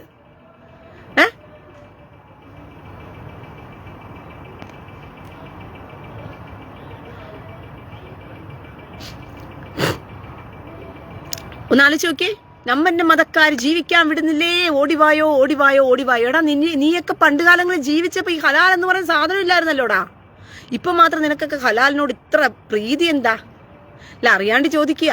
അപ്പൊ നീയൊക്കെ വിവരദോഷികളായതുകൊണ്ട് കേരളത്തിൽ ഈ പാർട്ടിക്കാർ ഇവന്മാരുടെ വോട്ട് പ്രീണനം നോക്കിയിട്ടാണ് ഇതിനെല്ലാം വഴിവെച്ചു കൊടുത്തത്. മന്ദബുദ്ധി ഹിന്ദുവേ, മന്ദബുദ്ധി ക്രിസ്ത്യാനിയെ, വല്ലവന്റെയും മതം തിന്ന് ജീവിക്കേണ്ട ഗതികേട് നിനക്കുണ്ടെങ്കിൽ നീ രണ്ടാംകിട പൗരനായതുകൊണ്ടാ. നീ രണ്ടാംകിട പൗരന്. നീ സ്വന്തം രാജ്യത്ത്, ഇന്ത്യ എന്ന് പറയുന്ന മഹാരാജ്യത്ത്, മതേതര രാജ്യത്ത് നീ ജീവിച്ചിട്ട് നീ വല്ലവന്റെയും ഉച്ചിഷ്ടം തിന്നുകയാ, നീ വല്ലവന്റെയും മതം തിന്നുകയാ. നിനക്ക് നാണമില്ലേ ഹിന്ദുവേ? നാണമില്ലേ ക്രിസ്ത്യാനിയെ നിനക്ക്? അവന്റെ രാജ്യത്ത് തന്നെ അവൻ ജീവിക്കാൻ വിടുന്നില്ലെന്ന് പറഞ്ഞാൽ നിന്റെ രാജ്യത്തും ഈ ഗതികേട് തന്നെയാണല്ലോ നിനക്ക്. സൗദി പോയാൽ നിങ്ങൾക്ക് ഹലാൽ അല്ലാത്ത വല്ലതും കിട്ടുമോ? നീ പണിയെടുക്കാൻ പോകണമെങ്കിലും അധ്വാനിക്കാൻ പോകണമെങ്കിലും എനിക്ക് ഹലാൽ വേണ്ട എന്ന് പറഞ്ഞാൽ നിനക്ക് കിട്ടുമോ? കിട്ടത്തില്ല. നീ പിന്നെ ഇവിടെ പോയാൽ കിട്ടുമോ നിനക്ക്? എവിടെ എൻ്റെ പേരെന്തുവാ, ഖത്തറിൽ പോയാൽ നിനക്ക് കിട്ടുമോ? അറബ് രാജ്യങ്ങളിൽ എവിടെയെങ്കിലും പോയാൽ നിനക്ക് ഹലാലല്ലാത്ത എന്തെങ്കിലും കിട്ടുമോ? നീ പണിയെടുക്കാൻ പോയവനാണെങ്കിലും നിന്നെ അവന്റെ മതം തീറ്റിക്കും. അപ്പൊ നീ പണിയെടുക്കേണ്ട ഗതികേട് കൊണ്ട് നീ അവിടെ തിന്നുന്നു എന്ന് പറയാം. എടാ, ഇന്ത്യ എന്ന് പറയുന്നത് മതേതര രാജ്യമല്ല, ഇവന്റെ രാജ്യമല്ലല്ലോ. ഇത് ശരീഅത്ത് നിയമം നടപ്പാക്കപ്പെടുന്ന രാജ്യമല്ലല്ലോ ഇന്ത്യ. ഇന്ത്യ മതേതര രാജ്യമല്ലേ? ഇന്ത്യ എന്ന് പറയുന്ന മതേതര രാജ്യത്തിൽ ഇരുന്നു കൊണ്ട് ഇവന്മാർ നിങ്ങളെ മതം തീറ്റിക്കണമെങ്കിൽ ഇവന്മാർ ഇത്രയും വളർത്തിയത് ആരാണ്? കോൺഗ്രസ് ആണ്, കമ്മ്യൂണിസ്റ്റ് ആണ് ഇപ്പൊ വളർത്തിക്കൊണ്ടിരിക്കുന്നത്. കേരളത്തിൽ കമ്മ്യൂണിസ്റ്റും വളർത്തിക്കൊണ്ടിരിക്കുന്നു, ഇന്ത്യ മൊട്ടാകെ കോൺഗ്രസും വളർത്തിക്കൊണ്ടിരിക്കുന്നു. ബുദ്ധികെട്ട ക്രിസ്ത്യാനിയെ, ബുദ്ധികെട്ട ഹിന്ദുവേ, ഇത് എവിടെ പോയി അവസാനിക്കും നിനക്കറിയാമോ? ഇത് ഏത് അവസ്ഥയിൽ പോയി എത്തുമ്പോൾ നിനക്കറിയാമോ? ഇങ്ങനെ നീ ചിന്തിക്കാൻ തുടങ്ങിക്കഴിഞ്ഞാൽ നിനിയെങ്കിലും മനസ്സിലാക്ക്. നിന്റെയൊക്കെ രാജ്യത്ത്, മതേതര രാജ്യത്ത്, മതരേതര രാജ്യം എന്ന് പറയുന്ന ഇന്ത്യക്കകത്ത് ഇവന്മാർ നിങ്ങളെ മതം തീറ്റിക്കുകയാണ്. അവന്മാരുടെ ഹലാൽ എന്ന് പറഞ്ഞുകൊണ്ട് മതം തീറ്റിക്കുകയാണ്. ഇത് എവിടെ പോയി എത്തുമെന്നുള്ളത് നിങ്ങൾ ഇന്നല്ലെങ്കിൽ 10 ദിവസം കണ്ടാൽ നീ ഒക്കെ പഠിക്കും. ഇപ്പോഴും നിന്റെ ഒന്നും തലച്ചോറ് ഉണർന്നിട്ടില്ല എന്നുണ്ടെങ്കിൽ, ഇനിയും നീ ഒന്നും ഇത് മനസ്സിലാക്കാൻ കൂട്ടാക്കുന്നില്ല എന്നുണ്ടെങ്കിൽ, കുറേശ്ശെ കുറേശ്ശെ കുറേശ്ശെ കുറേശ്ശെ മതം കുത്തിക്കേറ്റി വിട്ടത് കൊണ്ടാണ് ഇത്രത്തോളം കാട് കെട്ടിയുമാര് വളർന്നേന്നുള്ളത് മനസ്സിലാക്കിക്കൊള്ളുക. ഓ, കിറ്റിനകത്ത് ഓണസദ്യയുടെ ഓണക്കിറ്റ് കൊടുത്തപ്പോഴത്തേക്കും ഹലാൽ സർട്ടിഫിക്കേഷനുള്ള പപ്പടവേ ഓണസദ്യക്കകത്ത് വരത്തുള്ളൂടാ. ഗവൺമെന്റ് കൊടുക്കുന്ന ഓണക്കിറ്റിനകത്ത് എങ്ങനെയാടാ ഹലാൽ സർട്ടിഫിക്കറ്റ് വരുന്നത്? അപ്പോഴും നമ്മന്റെ മതക്കാരതിനകത്ത് തിരികെ വെക്കൂ അല്ലേ? സൂപ്പർ. തിന്നുന്നത് എന്താ? ഓണത്തിനുള്ള സദ്യ, ഓണത്തിനുള്ള ഹിറ്റാ കൊടുക്കുന്നത്. അതിനകത്ത് കയറ്റി വെച്ചതാരാ? നമ്മന്റെ മതക്കാരുടെ ഇതാ കയറ്റി വെച്ചിരിക്കുന്നത്. ഇനി നിങ്ങൾക്ക് വേറൊരു സത്യം കൂടി ഞാൻ പറഞ്ഞു തരട്ടെ. മതേതരത്തിന്റെ ഏറ്റവും ഉച്ചകോടിയിൽ നിൽക്കുന്നൊരു വേർഷൻ എന്താണെന്നറിയാമോ? കേരളത്തിന്റെ മതേതരത്തിന്റെ മതസൗഹാർദ്ദത്തിന്റെ ഏറ്റവും വലിയ ഉച്ചകോടിയിൽ നിൽക്കുന്ന എന്താണെന്നറിയാമോ? നമ്മന്റെ വാവര്. അയ്യപ്പനെ കാണാൻ പോകുന്നവര് വാവരെ കാണാൻ പോകും. വാവരും അയ്യപ്പനും ഇങ്ങനെ കൂട്ടുകാരായിട്ട് ഇങ്ങനെ തോളോട് തോൾ ഇങ്ങനെ കെട്ടിക്കൊണ്ടിരിക്കുക, രണ്ടുപേരും കൂടി. മനസ്സിലായോ? അപ്പൊ ഇങ്ങനെ അയ്യപ്പനും വാവരും തോളോട് തോൾ കെട്ടിക്കൊണ്ടിരിക്കുമ്പോഴത്തേക്കും അതിനെ പറഞ്ഞ് നമുക്ക് കുറെ എന്താ പറഞ്ഞ മതേതരം സ്ഥാപിച്ചു വെച്ചിരിക്കുക നമ്മന്റെ മതക്കാരൊക്കെ. അതോ അയ്യപ്പനെ കാണാൻ പോകുന്നവരെല്ലാം വാവരെ കാണാൻ പോകുന്ന കണ്ടിട്ടില്ലേ? വാവരും അയ്യപ്പനും എന്ത് സുഹൃത്തുക്കളായിരുന്നു. അയ്യപ്പന്റെ പള്ളിയുടെ തൊട്ടടുത്തല്ലേ വാവരിയ്ക്കുന്ന. വാവനെ ദർശിച്ചിട്ട് വേണം അയ്യപ്പനെ ദർശിക്കാൻ പോകാനായിട്ട്. അതാണ് കേരളത്തിന്റെ മതേതരം എന്ന് പറയുന്നത്. അതുകൊണ്ട് നമ്മുടെ കേരളത്തിന്റെ മതേതരത്തെ ആരും തകർക്കാൻ പറ്റത്തില്ല. ശരിയാ? അവിടെയും അവനൊരു ജിഹാദ് ഒപ്പിച്ചു വെച്ചു. അവനും അവിടെയും ഒരു തക്കിയ അടിച്ചു വിട്ടു. അവൻ അവിടെയും വലുതായിട്ടൊരു ബുദ്ധി പ്രയോഗിച്ചു വെച്ചിട്ടുണ്ട്. ഈ അയ്യപ്പനെ കാണാൻ വരുന്ന കോടാനുകോടി ജനങ്ങളെല്ലാം നേരെ വാവരെ കണ്ടിട്ടും കൂടിയിട്ടാണ് അയ്യപ്പന്റെ അടുത്തേക്ക് പോകുന്നത്. അപ്പൊ ഇവരെന്ത് ചെയ്യും? വാവര് പള്ളിയിൽ പോയി കൊണ്ടുപോയി നേർച്ചകൾ തട്ടും. നേർച്ചകൾ തട്ടുന്ന സമയത്ത് അവിടുന്ന് ഓരോ അയ്യപ്പ ദർശനം കഴിയുന്ന സമയത്തും ആ അയ്യപ്പന്റെ ദർശനം തുറക്കുന്ന ആ 2 മാസങ്ങളില് കോടികളാണ് അടിച്ചോണ്ട് പോകുന്നത്. കോടികളായി ഈ വാവറിന്റെ പേരിൽ ഈ നേത്തമാരടിച്ചോണ്ട് പോകുന്നത്. നിങ്ങൾക്ക് വല്ല അറിയാമോ? പൊട്ട ഹിന്ദുവേ, നിനക്ക് വല്ലത് അറിയാമോ? ഈ മതേതരത്തിന്റെ മറവിലുമാർ ചെയ്തുകൊണ്ടിരിക്കുന്ന എന്താണെന്ന് പറഞ്ഞിട്ട് വാവര് പള്ളി കയറുന്നവനെല്ലാം അയ്യപ്പന്റെ പേരും പറഞ്ഞു പോകുന്നവനാ. ഈ ശേഖരിച്ചു വെച്ചിരിക്കുന്ന പണം മുഴുവനും എന്ത് ചെയ്യും? അതിനകത്ത് നല്ലൊരു പങ്കും കൊണ്ടുപോയി ആദ്യം വാവർക്ക് ഇട്ട് കൊടുത്തിട്ടാ അയ്യപ്പന്റെ അടുത്ത് പോകുന്നത്. അപ്പൊ അയ്യപ്പന് കിട്ടേണ്ടതിന്റെ പകുതി മുഴുവനും ബാവരടിച്ചു മാറ്റുക. അതെല്ലാം അടിച്ചുകൊണ്ട് അങ്ങ് പോവുക. പണം കെട്ട് കണക്കാ, നിങ്ങൾ ചാക്ക് കെട്ട് കണക്കാ എടുത്തോണ്ട് പോകുന്നത്. ഇതൊക്കെ ഞാൻ യൂട്യൂബിൽ വീഡിയോ ആയിട്ട് അപ്ലോഡ് ചെയ്യാം. അപ്പൊ നീയൊക്കെ കണ്ടാ മതി. മനസ്സിലായോ? ഇപ്പൊ ലൈവിൽ വന്ന് എനിക്കത് കാണിച്ചു തരാൻ പറ്റത്തില്ലല്ലോ. ചാക്ക് കെട്ട് കണക്കാ ഇവന്മാർ പണം അടിച്ചോണ്ട് പോകുന്നത്, അവിടുന്ന് എടുത്തോണ്ട് പോകുന്നത്. പക്ഷെ വലിയ വെണ്ടയ്ക്ക ആശുപത്രിയിൽ നമ്മുടെ വാവറിന്റെ പള്ളിയുടെ മുമ്പിൽ ഒരെണ്ണം എഴുതി വെച്ചിട്ടുണ്ട്. അതും കൂടി നീ വായിച്ചിട്ട് വേണം കയറാനായിട്ട് അയ്യപ്പന്റെ അടുത്തോട്ട് പോകുമ്പോഴത്തേക്കും. മനസ്സിലായോ? എന്താ എഴുതി വെച്ചിരിക്കുന്നത് അറിയാമോ? തള്ളാഹു കുക്കുംബർ മാത്രമേ ഉള്ളൂ ദൈവം, വേറൊരു ദൈവമില്ല. ലാഹ് ലാഹ് ഇല്ല, തള്ളാഹു കുക്കുംബർ. ലാഹ് ലാഹ് ഇല്ല, തള്ളാഹു കുക്കുംബർ എന്നാ എഴുതി വെച്ചിരിക്കുന്നത്. തള്ളാഹു മാത്രമേ ദൈവമുള്ളൂ, വേറൊരു ദൈവവും ഇല്ല. എടാ, അയ്യപ്പനെ കാണാൻ പോകുന്ന നീ ഹിന്ദു, ഈ തള്ളാഹു കുക്കുംബറിന്റെ വാവറിന്റെ പള്ളിയിൽ കയറി നീ പണം ഇട്ട് കൊടുത്തിട്ട് അവൻ നിന്നോട് പറയുക, എടാ പോന്നയൊക്കെ കൊള്ളാം, ഈ അയ്യപ്പന്റെ അടുത്തൊക്കെ പോന്നയൊക്കെ നിനക്ക് കൊള്ളാം, പക്ഷെ തള്ളാഹു മാത്രമേ ഉള്ളൂ ദൈവം. നീയൊക്കെ വെറും പൊട്ടന്മാര്, കാഫറുകളാ. പണം ഇടാൻ വേണ്ടി ഇട്ടോ പോയിട്ടൊക്കെ വരുന്നു, പക്ഷെ ദൈവം തള്ളാഹു മാത്രമേ ഉള്ളൂ. എങ്ങനെയുണ്ട്? സൂപ്പർ അല്ലേ? മതസൗഹാർദ്ദം, സ്നേഹം. തള്ളാഹു അവിടെ ഇരിപ്പുണ്ട്, തൊട്ടടുത്ത് വാവരെയും വെച്ചിട്ട് വാവരനെ വെച്ചിരിക്കുന്നിടത്ത് തന്നെ തള്ളാഹു മാത്രമേ ദൈവമുള്ളൂ നിമ്മമാരെ എഴുതി വെക്കേണ്ട കാര്യം എന്തിരിക്കുന്നു? അല്ല, അറിയാണ്ട് ഞാൻ ചോദിക്കുക. എടാ, വാവര വെച്ചിരിക്കുന്ന സ്ഥലത്ത് തള്ളാഹു മാത്രമാ ദൈവം ഒന്ന് എഴുതി വെക്കേണ്ട കാര്യം എന്തിരിക്കുന്നു ഇവന്മാര്? നീയൊക്കെ ഊളകളാടാ. എടാ, നീയൊക്കെ പൊട്ടന്മാരാടാ. നീയൊക്കെ മന്ദബുദ്ധികളാണ്. അത് കൃത്യമായിട്ട് ഉപയോഗിക്കാൻ അറിയാം. ആർക്കറിയാം? നമ്മന്റെ ആൾക്കാർക്കറിയാവുന്നേ. നമ്മന്റെ ആൾക്കാർക്ക് അതൊക്കെ അറിയാം, കൃത്യമായിട്ടറിയാം. അപ്പൊ മതസൗഹാർദ്ദത്തിന്റെ പേരിൽ, അയ്യപ്പന്റെ പേരിൽ വരുന്ന പണം മുഴുവനും, പകുതി മുഴുവനും നമ്മൾ അടിച്ചുകൊണ്ട് പോവുകയും ചെയ്യും. നൈസായിട്ട് നമ്മൾ പറയുകയും ചെയ്യും തള്ളാഹു മാത്രമേ ഉള്ളു ദൈവം. നിന്റെയൊക്കെ ദൈവമൊന്നും അല്ല. പിന്നെ എന്തുവാ നിങ്ങൾ മനസ്സിലാക്കിയാ കൊള്ളാം എന്നുള്ള രീതിയിൽ അവിടെ എഴുതി വെച്ചിട്ടിരിക്കുക. നിന്റെ മുമ്പിലിരുന്ന് കൊണ്ട് തന്നെ പല്ലിളിച്ചുകൊണ്ട് നിന്നോട് പറയാ നിന്റെ ദൈവമൊന്നും ദൈവമല്ല കേട്ടാ. നീയൊക്കെ വിളിക്കുന്ന ദൈവമൊന്നും ദൈവമല്ല, ഞങ്ങളുടെ തള്ളാഹു മാത്രം, കാമഭ്രാന്തം മാത്രമാണ് ദൈവം എന്ന് നിന്നോടൊക്കെ പല്ലിളിച്ച് പറഞ്ഞാൽ പോലും നിനക്കൊക്കെ മതസൗഹാർദ്ദം കൂടിക്കിടക്കുകയല്ലേ. ആ മതസൗഹാർദ്ദത്തിന്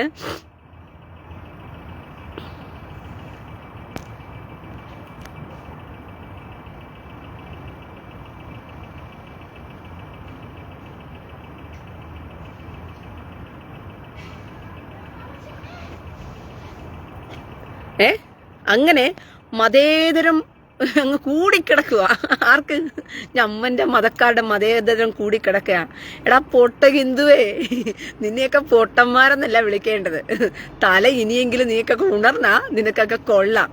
നമ്മന്റെ മതക്കാരിങ്ങനെ മതേതരം പറഞ്ഞ് നമ്മൾ കുറേശ്ശെ മതം കുത്തിക്കയറ്റി മലബാറിലോട്ടൊന്ന് പോയി നോക്കിയേ നമ്മന്റെ മതക്കാര്. മലബാർ ഇപ്പം എന്തായി മാറിയിരിക്കുകയാണ്. നമ്മളെവിടെയെല്ലാം പിടിച്ചെടുത്തു കച്ചവടം ചെയ്ത് നമ്മളെ പൂട്ടിക്കുമല്ലോ. അയ്യപ്പന്റെയും കേശവന്റെയും മത്തായിച്ചന്റെയും മാമച്ചന്റെയും ഒക്കെ കട പൂട്ടിച്ചു കഴിഞ്ഞാൽ പിന്നെ നമ്മന്റെ മതക്കാർ കടയിട്ട് കഴിഞ്ഞാൽ നമ്മന്റെ മതക്കാരുടെ കടയിലേ പോകത്തുള്ളൂ ഇവരെല്ലാം. അങ്ങനെ നമ്മൾ ഭയങ്കര ഒത്തൊരുമ. അവരെല്ലാം ഒത്തൊരുമകളാ കേട്ടോ, ഒത്തെരുമകളാ അവരെല്ലാം. നീയൊക്കെ അവരോട് ചേരുന്ന ഒത്തെരുമകളാ.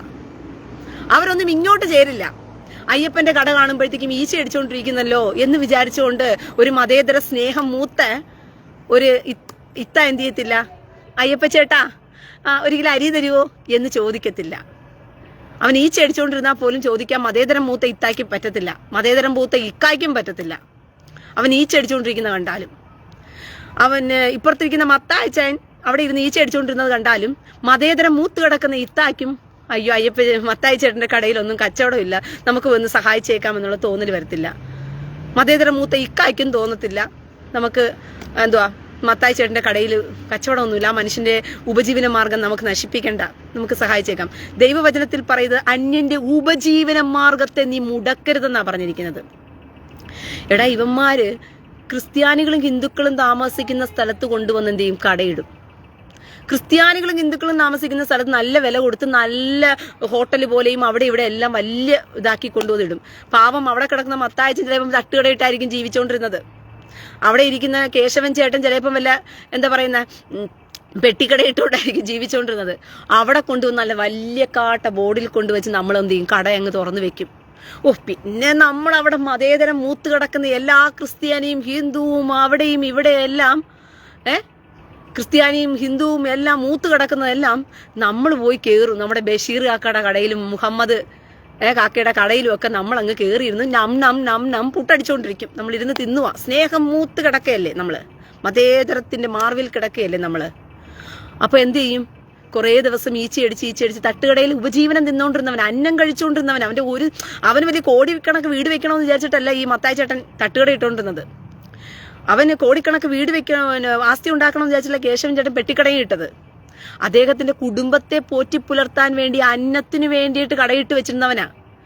അവന്റെ കടയ്ക്ക് ആപ്പടിച്ചു കൊടുത്തിട്ടാ നമ്മൾ കൊണ്ടുവന്ന് വലിയ ബോർഡ് വെച്ച് കട വെച്ചിരിക്കുന്നത്. അവിടെ ക്രിസ്ത്യാനികളും ഹിന്ദുക്കളുടെ ഏരിയ ആയിരിക്കും, പക്ഷെ നമ്മൾ കൊണ്ടുപോയി അവിടെ കൊണ്ടുപോയി ഈ മതേതരം കുത്തിക്കൊടുക്കും. മതേതരം കൊണ്ടുപോയിട്ട് കുത്തിക്കൊടുക്കുമ്പോഴത്തേക്കും നമ്മുടെ മത്തായി ചേട്ടനെയും മാമച്ച ചേട്ടന്റെയും ഒക്കെ നമ്മുടെ ക്രിസ്ത്യാനിക്കും ഹിന്ദുവിന്റെ ഒക്കെ മതേതരത്തിന്റെ സാഹോദര്യം മൂത്തിട്ട് നമ്മളെല്ലാം പോയി എന്ത് ചെയ്യും? ആരെടുത്ത് പോയി വാങ്ങിച്ചു തിന്നും? നമ്മുടെ മതേതര സ്നേഹികളോട് പോയി വാങ്ങിച്ചു തിന്നും. അപ്പോഴത്തേക്കും ആർക്ക് ആപ്പ് വെച്ച് നിങ്ങൾ നിങ്ങൾ ആർക്കാ ആപ്പ് വെച്ച? ഇത്രയും കാലം ഉപജീവനത്തിന് വേണ്ടി പോരാടിയവന്റെ വയറ്റിനിട്ട് നിങ്ങളും ആപ്പ് വെച്ച് കൊടുത്തു. അവനെ ആപ്പ് വെച്ചു, കൂട്ടത്തിൽ നിങ്ങളും ആപ്പ് വെച്ച് കൊടുത്തു. എടാ, അവൻ ചെറിയൊരു കട ഇട്ടിട്ടായിരിക്കും അവൻ എന്ത് ചെയ്യുന്നത്? ആഹാരം വെച്ച് തിന്നോണ്ടിരുന്നത്, പലചരക്ക് വെച്ച് വിറ്റോണ്ടിരുന്നത്. തൊട്ടടുത്ത് നമ്മൾ കൊണ്ടുപോയി, നമ്മൾ സൂപ്പർ മാർക്കറ്റ് പോലെ അങ്ങ് ഇട്ട് കൊടുക്കും, കട കൊണ്ടുപോയി. അതും ഹിന്ദുക്കളും ക്രിസ്ത്യാനികളും ഇരിക്കുന്ന ഏരിയക്കകത്താണ് ഇത് കൊണ്ടിടുന്നത്. കുറേശ്ശെ മതത്തെ തന്റെ കീഴിലും ഹലാലിലും കൊണ്ടെത്തിക്കാൻ വേണ്ടി പെടുന്ന പെടാപ്പാടാണ് ഇതൊക്കെ. ജിഹാദ്, സാമ്പത്തിക ജിഹാദ് എന്ന് പറയും ഇതിനെ. ഇനിയെങ്കിലും ബുദ്ധിയുള്ളവൻ മനസ്സിലാക്കിയാൽ നിങ്ങൾക്ക് കൊള്ളാം. അന്യന്റെ ഉപജീവന മാർഗം മുടക്കരുതെന്ന് ദൈവവചനം പറഞ്ഞാൽ മുടക്കരുത്. അവന്റെ ഉപജീവന മാർഗമാ നീയെല്ലാം കൂടി ചേർന്ന് നശിപ്പിക്കുന്നത്. എന്നിട്ട് നീയൊക്കെ കള്ളപ്പണം ഇറക്കി ആസ്തികൾ ഉണ്ടാക്കി അങ്ങ് വെക്കും. ഈ കള്ളപ്പണത്തിന്റെ മറവിലൂടെ നടക്കുന്നത് മുഴുവനും ജിഹാദാണെന്നുള്ളത് മനസ്സിലാക്കിക്കൊള്ളാം. എല്ലാ വൃത്തികെട്ട ജിഹാദും ഇതിനകത്തുണ്ട്. ഒന്ന് ആലോചിച്ച് നോക്കിയേ. അപ്പോൾ നിങ്ങളൊക്കെ പൊട്ടന്മാരാണെന്ന് നല്ല വൃത്തിയാണം അറിയാം. ഇവനോടൊന്ന് പോയിട്ട് നിങ്ങളൊന്ന് പറഞ്ഞു നോക്കേ, മത്തായി ചേട്ടന്റെ കടയിൽ നല്ല ബീഫുണ്ട് അളിയാ, വാ അളിയാ നമുക്കൊന്ന് പോയി തിന്നാം എന്നൊന്ന് പറഞ്ഞു നോക്കേ. അതേ തരത്തിലെങ്കിൽ സ്നേഹത്തിൽ കൂടി നിൽക്കുന്ന തോലോലിച്ച് തോളത്തിട്ടിരിക്കുന്ന കൂട്ടുകാരനായിരിക്കും ഇവൻ. എന്തോ റിയാസ് എന്നോ ബഷീർ എന്നോ ജലീലെന്നോ ഏതവനെങ്കിലും ആയിട്ട് പോട്ടെ, അബ്ബാസ് എന്നോ ആയിട്ട് പോട്ടെ, ക്രിസ്ത്യാനിയുടെയും ഹിന്ദുവിന്റെയും തോളത്ത് കൈയിട്ട് അളിയാ എന്തളിയാ പൊളിയളിയാ എന്നൊക്കെ പറയുന്ന കൂട്ടുകാരനായിരിക്കും. ഉടനെ കൂട്ടുകാരനോട് പറയാടാ അളിയാ നമുക്ക് ഇന്ന് മന്തി കഴിച്ചാലോ, കുഴിമന്തി കഴിച്ചാലോ. എവിടെയാണ് അളിയാ? അത് നമ്മുടെ മത്തായി ചേട്ടൻ്റെ അവിടെ കടയിൽ ഒരു സൂപ്പർ കടയുണ്ട്, അത് അടിപൊളി കുഴിമന്തിയാണ് അവിടെ ഇട്ടിരിക്കുന്നത്, നമുക്കൊന്ന് പോയി കഴിച്ചാലോ അളിയാ. ഇല്ല അളിയാ, നമുക്ക് ഒരു കാര്യം ചെയ്യാം, നമുക്ക് ഹാഗിയ സഫാനോ ഏതെങ്കിലും മേത്തന്മാരുടെ കടയുണ്ടല്ലോ, അതിൻ്റെ പേര് പറയും, നമുക്ക് അവിടെ പോയി കഴിക്കാം, അതായി കുറച്ചുകൂടി ടേസ്റ്റ്. ഞാൻ അവിടെ വേണ്ട, അവിടെ കുറച്ചുകൂടി അവിടെ ടേസ്റ്റ്. മതേതരം കൂടി നിൽക്കുന്ന കൂട്ടാനാ, തോളത്ത് കൈയിട്ട് മതേതരം കൂടി നിൽക്കുന്ന കൂട്ടുകാരനെ. എടാ വൃത്തികെട്ട ഹിന്ദുവേ ക്രിസ്ത്യാനിയെ, ഇനിയെങ്കിലും നിന്റെ തലച്ചോറ് ഉണര്. നിന്റെ മതേതരം മൂത്ത് നീ ഇവന്റെ കൂടെ തോളത്തിട്ട് അവന്റെ ചെല്ലക്കൊഞ്ചലിലും എല്ലാത്തിനകത്തും നീ കിടക്കുമ്പോഴും അവൻ നിന്റെ മൂട്ടിലാപ്പ് വെക്കുകയാണെന്നുള്ളത് നീ മനസ്സിലാക്കാത്ത എന്തേ? ഒന്ന് ആലോചിച്ച് നോക്കിയേ, അവന്റെ മൂട്ടിൽ ആപ്പ് വെക്കുകയാണെന്നുള്ളത്.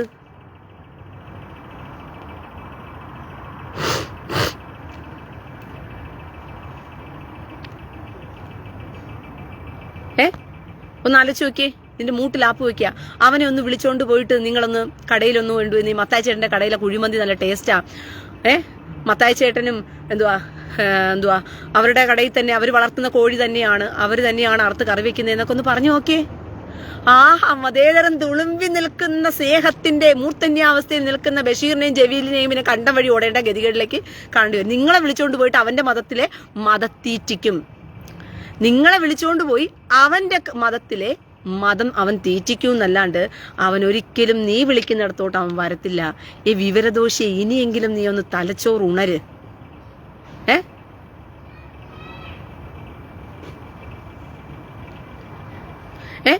ഇനിയെങ്കിലും നിങ്ങളുടെ തലച്ചോറൊന്ന് ഉണരി പ്രിയ സഹോദരങ്ങളെ. അല്ലാതെ ഇവന്മാരുടെ തക്കികൾ കേട്ട് ജീവിക്കാൻ പോയാലുണ്ടല്ലോ, അയ്യോ, പാലും തേനും ഒഴുക്കിത്തരുന്ന സ്നേഹത്തിൽ കാണിക്കുന്ന പ്രകടനങ്ങളൊക്കെ കണ്ടുപോയാലുണ്ടല്ലോ, ഒരു ഹിന്ദുവും ഇങ്ങനെ പ്രകടിപ്പിക്കത്തില്ല, ഒരു ക്രിസ്ത്യാനിയും ഇങ്ങനെ പ്രകടിപ്പിക്കത്തില്ല. പാലും തേനും ഒഴുക്കിത്തരുന്ന സ്നേഹപ്രകടനങ്ങള്, ആ സ്നേഹപ്രകടനത്തിന്റെ എല്ലാം മറവിൽ മറഞ്ഞിരിക്കുന്ന വൃത്തികേടുകള് എന്താണെന്ന് പുറം ലോകം അറിയണമെന്നുണ്ടെങ്കിൽ ആരെങ്കിലും ഒക്കെ പറയാനുണ്ടായിരിക്കും. ഇതൊക്കെ കേൾക്കുന്ന സമയത്ത് കുറച്ചു പേർക്ക് അസ്വസ്ഥത ഉണ്ടാകും. അയ്യോ, അസ്വസ്ഥത മൂത്തിട്ട് പറയും, എന്തുവാ ഇവള്, അയ്യോ ഇങ്ങനെ പറഞ്ഞുകൊണ്ടിരിക്കുന്നു, അയ്യോ എന്തുവാ ഇത്. ഞാൻ മനുഷ്യനായി ജീവിക്കാൻ വേണ്ടിയിട്ടാ പറയുന്നത്. മതം എന്ന് പറയുന്നത് ഭ്രാന്താകാൻ പാടില്ല. അത് ഏത് വർഗത്തിൽപ്പെട്ടതാണെങ്കിലും, അത് ക്രിസ്ത്യാനിയാണെങ്കിലും, അത് ഹിന്ദു ആണെങ്കിലും, അത് മുസ്ലിമാണെങ്കിലും. മനസ്സിലായോ? ഈ ഇസ്ലാം മതത്തെക്കുറിച്ച് കൂടുതൽ പറയാനുള്ള കാര്യം എന്ന് വരുന്നതെന്ന് വെച്ച് കഴിഞ്ഞാൽ, ഇസ്ലാം മതം തീവ്രവാദത്തിലേക്ക് പോകുന്നത് കൊണ്ടാണ്. അന്യരെ കൊല്ലുവാൻ തക്കവണ്ണം ഈ മതം പ്രേരിപ്പിക്കുന്നത് കൊണ്ടാണ് ഞാൻ ഇതിനെക്കുറിച്ച് കൂടുതലായിട്ട് പറയുന്നത്. പക്ഷെ ക്രിസ്ത്യാനി എന്ന് പറയുന്നൊരു വർഗവും ഉണ്ടല്ലോ, അത് വേറൊരു വർഗം. അതിനകത്ത് പെന്തക്കോസ് എന്ന് പറയുന്ന വർഗം എന്ന് പറയുന്നത് തനി സാത്താന്റെ പകർപ്പാ. അത് അതിനകത്തുള്ള വർഗം പെന്തക്കോസ് വർഗം. ഇത് വേറൊരു സാത്താനിക എന്താ പറയുന്ന വർഗമാണെങ്കിൽ പെന്തക്കോസ് എന്ന് പറയുന്നതും തനി സാത്താനിക വർഗമാണ്. ഓൾറെഡി കത്തോലിക്കയും യാക്കോബറ്റും ഓർത്തഡോക്സും എല്ലാം പിന്നെ എന്തുവാ നേരെ വണ്ണം അല്ല ജീവിക്കുന്നത്. അവറ്റുങ്ങളെല്ലാം ജീവിക്കുന്നതെല്ലാം തന്നെ പൈശാചികതയിൽ തന്നെയാണ് ജീവിക്കുന്നത്. എല്ലാത്തിനും കാശ പ്രധാനം. പക്ഷെ പെന്തക്കോസ് എന്ന് പറയുന്ന വർഗം ഇവരെല്ലാം പിടിച്ചുകൊണ്ട് വന്നിട്ട് അവരെ ഇരുട്ടി നരകത്തിലേക്ക് കൊണ്ടുപോകുന്ന വേറൊരു വർഗമാണ്. അതിനെക്കുറിച്ച് ഞാൻ പിന്നീട് ഒരിക്കൽ ലൈവിൽ വരാം. ഈ പെന്തക്കോസ് എന്ന് പറയുന്ന സാത്താനിക സഭയുണ്ടല്ലോ, ഈ ലോകം മുഴുവനെയും കീഴടക്കാൻ നടക്കുന്ന വേറൊരു വർഗം ഉണ്ടല്ലോ, പെന്തക്കോസ് വർഗം. പാവപ്പെട്ട ഹിന്ദുവിന്റെയൊക്കെ വീട്ടിലൊക്കെ നുഴഞ്ഞു കയറി മതപരിവർത്തനം നടത്തിക്കൊണ്ട് അവന്റെ കാൽക്കീഴിൽ കൊണ്ടുവച്ചിട്ട് അവന്റെ കാശടിച്ചു മാറ്റി തിന്നോണ്ടിരിക്കുന്ന വേറൊരു വൃത്തികെട്ട വർഗം ഉണ്ടല്ലോ, പെന്തക്കോസ് എന്ന് പറഞ്ഞ വർഗം. അതിന് ഞാൻ പിന്നീട് ഒരു ദിവസം ലൈവിൽ വരാം. മനസ്സിലായോ? അതുകൊണ്ട് മനുഷ്യനായിട്ട് ജീവിക്കാനുള്ള വഴി നോക്ക് നിങ്ങള്.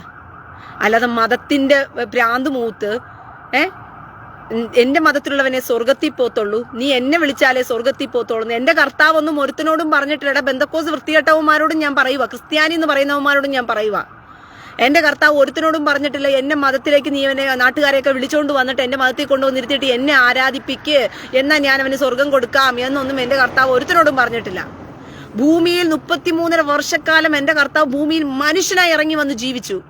എന്നിട്ടും ഇസ്രായേൽ ജനത്തോട് മാത്രമാണ് സംസാരിച്ചത്. ഇസ്രായേൽ ജനം വന്ന് വിഗ്രഹാരാധനകളല്ല നടത്തിക്കൊണ്ടിരിക്കുന്നത്. അവരുടെ ദൈവത്തെ തന്നെയാണ് വിളിച്ച് പ്രാർത്ഥിച്ചുകൊണ്ടിരിക്കുന്നത്. അവരെയാ ഉപദേശിച്ചത്. തൊട്ടടുത്ത് ശമരിയയും അതും ഇതും യോർദാനും ഈജിപ്തും എല്ലാം കിടപ്പുണ്ട്. എല്ലാം വിഗ്രഹാരാധികളാണ്. അയ്യോ ഇവരെല്ലാം വിഗ്രഹാരാധിച്ചുകൊണ്ടിരിക്കുകയാണ്. ഇസ്രായേൽ മക്കൾ കുഴപ്പമില്ല, അവര് ദൈവത്തെങ്കിലും വിളിക്കുന്നുണ്ടല്ലോ വിഗ്രഹാരാധിക്കാതെ. എന്നാ പിന്നെ ഞാൻ നാട്ടുകാരുടെ മതക്കാരുടെ ഒക്കെ ഞാൻ പോയിട്ട് വരാം. എന്നിട്ട് പറഞ്ഞ് ഈജിപ്തിൽ പോയിട്ട് അയ്യോ നിങ്ങൾ വിഗ്രഹങ്ങളെ ആരാധിക്കില്ലേ, ഞാൻ ദൈവമാണ്, സ്വർഗത്തിൽ നിന്ന് ഇറങ്ങി വന്നിരിക്കുകയാണ്, യഥാർത്ഥ ദൈവത്തിന് വിഗ്രഹങ്ങളൊന്നും ഇല്ലെന്ന് പറഞ്ഞ് നാട്ടുകാരനെ ഉപദേശിക്കാനും എന്റെ കർത്താവ് പോയില്ല. എന്റെ കർത്താവ് നാട്ടുകാർ വിഗ്രഹങ്ങൾ ആരാധിക്കുന്നവരും അന്യമതസ്ഥരും അവരും ഇവരും ഒക്കെ എന്നെ ആരാധിക്കാൻ വാ എന്ന് പറഞ്ഞ് വിളിച്ച് എന്റെ കർത്താവ് ഒരിടത്തും പറഞ്ഞിട്ടുമില്ല. ഈ നാറിയ വർഗങ്ങളെല്ലാം കൂടി ചേർന്ന് മനുഷ്യനല്ലാണ്ടാക്കി കളഞ്ഞു. ഇവിടെയാണ് പ്രശ്നം വരുന്നത്. മനുഷ്യനായി ജീവിക്കാൻ പറ്റാത്ത വിധത്തിൽ മതത്തീറ്റുകളാക്കി മാറ്റിക്കളഞ്ഞു. പെന്തക്കോസ് വർഗം പറഞ്ഞുകൊണ്ട് നടക്കുന്നത് അവൻ സ്വർഗത്തിൽ പോകണമെങ്കിൽ നാട്ടുകാർ മുഴുവനും ക്രിസ്ത്യാനി ആയാലും സ്വർഗത്തിൽ പോകാൻ പറ്റത്തുള്ളൂ. പെന്തക്കോസ് വർഗം പറഞ്ഞു നടക്കുന്നു. അവന്റെ സഭയ്ക്കകത്ത് പോയിരുന്നാലേ അവനൊക്കെ സ്വർഗത്തിൽ പോകാൻ പറ്റത്തുള്ളൂ. ഈ വൃത്തികെട്ട ഇസ്ലാം മതം പഠിപ്പിക്കുന്നത് നാട്ടുകാർ മുഴുവനും നമ്മന്റെ മതത്തിൽ വന്നാൽ മാത്രമേ അവന് സ്വർഗത്തിൽ പോകാൻ പറ്റൂ, ബാക്കിയെല്ലാം കാഫറുകളാണെന്ന്. നിങ്ങളൊക്കെ എന്തുവാ, നിങ്ങൾ മാറിയും തിരിഞ്ഞു എന്തുവാ നാട്ടുകാരെ പറഞ്ഞ് പറ്റിച്ചോണ്ടിരിക്കുന്നത്? നീയൊക്കെ മനുഷ്യനായി ജീവിച്ചാൽ തന്നെ നിനക്കൊക്കെ സ്വർഗത്തിൽ പോകാം. ദൈവം എന്ന് പറയുന്ന ശക്തിക്ക് മനുഷ്യനായിട്ട് ജീവിക്കുന്നത് കാണുന്നതില്ല സന്തോഷം. അല്ലാതെ എന്നെ നീ വന്ന് ആരാധീര്, എന്നെ വന്ന് അല്ലേലുയ്യ ചോത്രം എന്ന് പറഞ്ഞ് വിളിച്ച് തല്ലാകു കുക്കുംബർ എന്ന് വേറൊരു കൂട്ടരും അല്ലേലുയ്യ ചോത്രം എന്ന് പറഞ്ഞ് വിളിച്ചോണ്ടിരിക്കുന്നതിനകത്ത് എന്നെ വിളിച്ച് ഇതെന്തുവാ? നിങ്ങൾ ഉദ്ദേശിക്കുന്ന ദൈവം എന്തുവാ? സൈക്കോയോ? അല്ല, നിങ്ങൾ ഉദ്ദേശിക്കുന്ന ദൈവം ആരാണ്? സൈക്കോയോ? അറിയാണ്ട് ഞാൻ ചോദിക്കുക, സൈക്കോപാത്തോ? എന്നെ വിളിച്ചോൽ മാത്രമേ ഞാൻ തരത്തുള്ളൂ നിനക്ക് ആഹാരം. ദുഷ്ടനും നീതിമാനും ഒരുപോലെ മഞ്ഞും മഴയും പൊഴിക്കുന്ന ദൈവത്തിന്റെ പ്രത്യേകത എന്ന് പറയുന്നത്. അല്ലാതെ ദൈവത്തെ വിളിച്ച് ആരാധിച്ചില്ലെന്നോ പറഞ്ഞുകൊണ്ട് ഒരുത്തനെയും അവിടെ പട്ടിണി കിട്ടി ചാകുന്നില്ല. എല്ലാവരും അധ്വാനിച്ച് ജീവിക്കത്തക്കവണ്ണം മഞ്ഞും പെയ്യുന്നുണ്ട്, മഴയും പെയ്യുന്നുണ്ട്.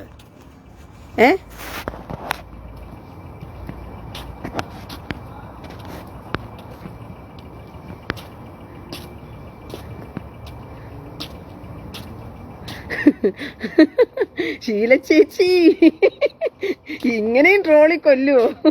സുബേർ കരാട്ട, ഞാൻ വെക്കുന്ന കുഴിമന്തി എല്ലാവർക്കും ഭയങ്കര ഇഷ്ടമാണ്. ശീല ചേച്ചി കൊടുത്ത മറുപടി കൊള്ളാം. എന്തായാലും തുപ്പൽ കൂടുതലാണ്.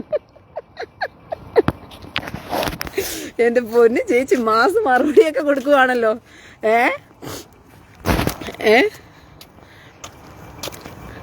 ഓക്കെ. അപ്പോൾ എൻ്റെ പ്രിയ സഹോദരങ്ങളെ, അതുകൊണ്ട് ക്രിസ്ത്യാനി എന്ന് പറയുന്ന കബട്ടി പിടിച്ച ഒരു കൂട്ടരുണ്ടല്ലോ, പെന്തോകൾ എന്ന് പറയുന്ന ഒരെണ്ണം ടീമുകൾ. ആ പെന്തോകൾക്കിട്ട് ഞാൻ താങ്ങുന്നുണ്ട്. കുറച്ച് കഴിയുമ്പോൾ അടുത്ത ലൈവിൽ ഞാൻ വരാം. പെന്തോകൾക്കിട്ട്, കാരണം സമൂഹം മനുഷ്യനായി ജീവിക്കത്തക്കവണ്ണം വാർത്തെടുക്കപ്പെടണം. അല്ലാതെ മതഭ്രാന്ത് പിടിച്ച് ഏതവൻ ഈ ഭൂമുഖത്തുണ്ടെങ്കിൽ പോലും അതെല്ലാം നാടിനാപത്താണ്, മനുഷ്യർക്ക് ആപത്താണ് എന്നുള്ളത് മനസ്സിലാക്കിക്കൊള്ളണം. കാരണം വർഗീയ വിഷമാണ് ഇവറ്റുങ്ങൾക്കെല്ലാം കയ്യിലുള്ളത്. മനുഷ്യനായി കാണാൻ എനിക്ക് ഏറ്റവും കൂടുതലും ഈ ഹിന്ദുക്കളോട് ഭയങ്കര ദയ തോന്നുന്ന കാരണം എന്ന് വെച്ച് കഴിഞ്ഞാൽ അവരെ ചൂഷണം ചെയ്യുകയാണ്. എനിക്ക് അതാണ് വിഷമം. ഒരുത്തിനെ ചൂഷണം ചെയ്യുന്നത് കണ്ടുകൊണ്ടിരിക്കാൻ മനസ്സനുവദിക്കുന്നില്ല പ്രിയ സഹോദരങ്ങളെ. അവർ ചൂഷണത്തിന് ഇരയാക്കപ്പെടുകയാണ് ഈ ഹിന്ദുക്കള്. കാരണം ഈ ഹിന്ദുക്കൾക്ക് വേണ്ടി സംസാരിക്കുവാനോ ഹിന്ദുക്കളെ ഒന്ന് ബലപ്പെടുത്തുവാനോ ഒരുത്തനും ഇല്ല എന്ന് വേണം പറയാനായിട്ട്. കാരണം എല്ലാം രാഷ്ട്രീയ നേതാക്കന്മാരുടെ കൈവെള്ളയിൽ കിടക്കുകയാണ് എല്ലാ അധികാരവും, ഹിന്ദുക്കളുടെ അധികാരങ്ങൾ മുഴുവനും. ബാക്കിയുള്ള മതങ്ങളിലെല്ലാം മതത്തര ഉള്ള നേതാക്കന്മാരുടെ കയ്യിൽ കിടക്കുക അധികാരങ്ങൾ. പക്ഷേ ഹിന്ദുക്കളുടെ അധികാരം മുഴുവൻ രാഷ്ട്രീയ നേതാക്കന്മാരുടെ കയ്യിൽ കിടക്കുകയാണ്. ഇപ്പൊ തന്നെ ബാബറിന്റെ പള്ളിയിൽ വരുന്ന പണം മുഴുവൻ ആരടിച്ചുകൊണ്ട് പോവുകയാ? ഉസ്താദുമാരടിച്ചുകൊണ്ട് പോവുകയാ. അവരുടെ സംഘടന അടിച്ചുകൊണ്ട് പോകുന്നത് കോടികള്. നേരെ മറിച്ച് അയ്യപ്പന്റെ പള്ളിയിൽ വരുന്ന പണം മുഴുവൻ ആരടിച്ചുകൊണ്ട് പോകുന്നത്? ദേവസ്വം ബോർഡ്, ഗവൺമെന്റ് അടിച്ചുകൊണ്ട് പോവുകയാ. വ്യത്യാസം കണ്ടില്ലേ? അപ്പൊ ഈ ഹിന്ദുക്കളുടെ നന്മ എന്തിയെ? അവരുടെ പണവും സാമ്പത്തികവും ഒക്കെ എന്തിയെ? അവർ തകർന്നു പോവുകയല്ലേ നാൾക്ക് നാൾക്ക്. അവരുടെ ഹിന്ദുക്കളുടെ ആവശ്യങ്ങളും ഹിന്ദുക്കളുടെ വളർച്ചയും എല്ലാം മുരടിക്കുകയല്ലേ.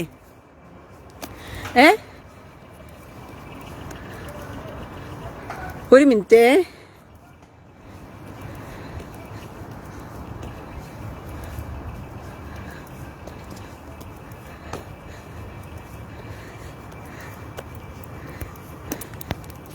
ഓക്കെ, അപ്പോൾ ഈ ഹിന്ദുക്കൾക്ക് വേണ്ടി സംസാരിക്കാൻ ഒരുത്തനുമില്ല. ഈ ഹിന്ദുക്കളുടെ പണം മുഴുവനും അടിച്ചുകൊണ്ട് പോകുന്നത് ഗവൺമെന്റാ. അവർക്ക് സാമ്പത്തികമായിട്ട് ഉയർച്ച കിട്ടുന്നില്ല. അപ്പൊ സാമ്പത്തികമായിട്ട് വളരാത്തവൻ സാമ്പത്തികമായിട്ട് വളർന്നു നിൽക്കുന്നതിന്റെ മുമ്പിൽ മൂന്നാംകിട പൗരനും അടിമയുമാണ്. ഈ ഒന്നും വേണ്ട. നിങ്ങൾക്ക് ആഫ്രിക്കൻ രാജ്യങ്ങൾ, എനിക്ക് ഈ ആഫ്രിക്കൻ രാജ്യങ്ങളിലെ ജനങ്ങളോട് ഭയങ്കര സങ്കടമുണ്ട്. ഈ നിരീശ്വരവാദികൾ എന്ന് പറയുന്ന ഒരു കൂട്ടർ പറയുന്നത് എന്താണെന്നറിയാമോ? എന്ത് ദൈവം അവരെ ആഫ്രിക്കയിൽ ജനിപ്പിച്ചത്? അവരോട് ദൈവം എന്താ കരുണ കാണിക്കാത്തത്? അവർക്കെന്താ ദൈവം അവരെ പട്ടിണിക്കിടാൻ ദൈവം എന്തിനാ ഇടയാക്കിയത് എന്നൊക്കെയാണ് ചോദിക്കുന്നത്. എൻ്റെ പ്രിയ സഹോദരങ്ങളെ, ആഫ്രിക്കയിലുള്ള സമ്പത്തെന്ന് പറയുന്നത് സാധാ സമ്പത്തല്ല. ആമസോൺ കാടുകളിലെ സമ്പത്തെന്ന് പറയുന്നത് സാധാ സമ്പത്തല്ല. ആഫ്രിക്കൻ ഈ സോമാലിയയും ഈ ഏറ്റവും കുറഞ്ഞ പാവത്തുങ്ങളായിട്ട് ജീവിക്കുന്ന ഈ നാട്ടിലുള്ള സമ്പത്തെന്ന് പറയുന്നത് സാധാരണ സമ്പത്തല്ല. അവിടെ നടക്കുന്ന ഖനനം എന്ന് പറയുന്നത് സ്വർണ്ണ ഖനനം ആഫ്രിക്കകളിലാണ്. ഡയമണ്ടും സ്വർണവും ഒക്കെ ഏറ്റവും അധികം ഖനനം ചെയ്യപ്പെടുന്നത് എവിടെയാ? ഏറ്റവും ലോകത്ത് വിലപിടിപ്പുള്ള സാധനമുള്ളത് എവിടെയാ? ആഫ്രിക്കയിലാ. ദൈവം അത്രത്തോളം സമ്പത്ത് അവർക്ക് കൊടുത്തിട്ടുണ്ട്. പക്ഷെ അവരുടെ ബുദ്ധിയില്ലായ്മയെ അവരെ ചൂഷണം ചെയ്തുകൊണ്ട് എന്ത് ചെയ്യാണ്? യൂറോപ്യൻ രാജ്യങ്ങൾ അടിച്ചുകൊണ്ട് പോവുകയാണ് നന്മ മുഴുവനും ആ പാവത്തുങ്ങൾക്ക് കൊടുക്കാതെ. അതുകൊണ്ടാണ് അവരിന്നും മനുഷ്യൻ തന്നെയാണ് മനുഷ്യന് ആപ്പ് വെക്കുന്നത്. അല്ല, ദൈവം ആരെയും ഇവിടെ കഷ്ടപ്പെടുത്താൻ ദൈവം സൃഷ്ടിച്ചിട്ടില്ല. ഒരു മേഖലയിൽ ദൈവം അന്നത്തിനുള്ള വഴി കണ്ടെത്തി കൊടുക്കുമ്പോൾ മറുമേഖലയിൽ അതിനേക്കാളും വിശിഷ്ടമായത് ദൈവം അവിടെ ആക്കി വെച്ചിട്ടുണ്ട്. ഈ അറബ് രാജ്യങ്ങളിലൊക്കെ എണ്ണ ദൈവം ആക്കി വെച്ചു. ആഫ്രിക്കൻ രാജ്യങ്ങളിലൊക്കെ ദൈവം സ്വർണവും ഡയമണ്ടും ആക്കി വെച്ചു. മറ്റ് വെള്ളവും വെളിച്ചവുമുള്ള രാജ്യങ്ങളിലൊക്കെ അങ്ങനെ ഓരോ ഭൂപ്രകൃതിക്കനുസരിച്ചും അവരോടുള്ള ആവാസ വ്യവസ്ഥയിൽ അങ്ങോട്ടും ഇങ്ങോട്ടും കൊടുത്തും വാങ്ങി മനുഷ്യൻ ജീവിക്കാൻ വേണ്ടിയിട്ട് എല്ലാം ഈ ഭൂമിയിൽ ദൈവം സൃഷ്ടിച്ചിട്ടുണ്ട്.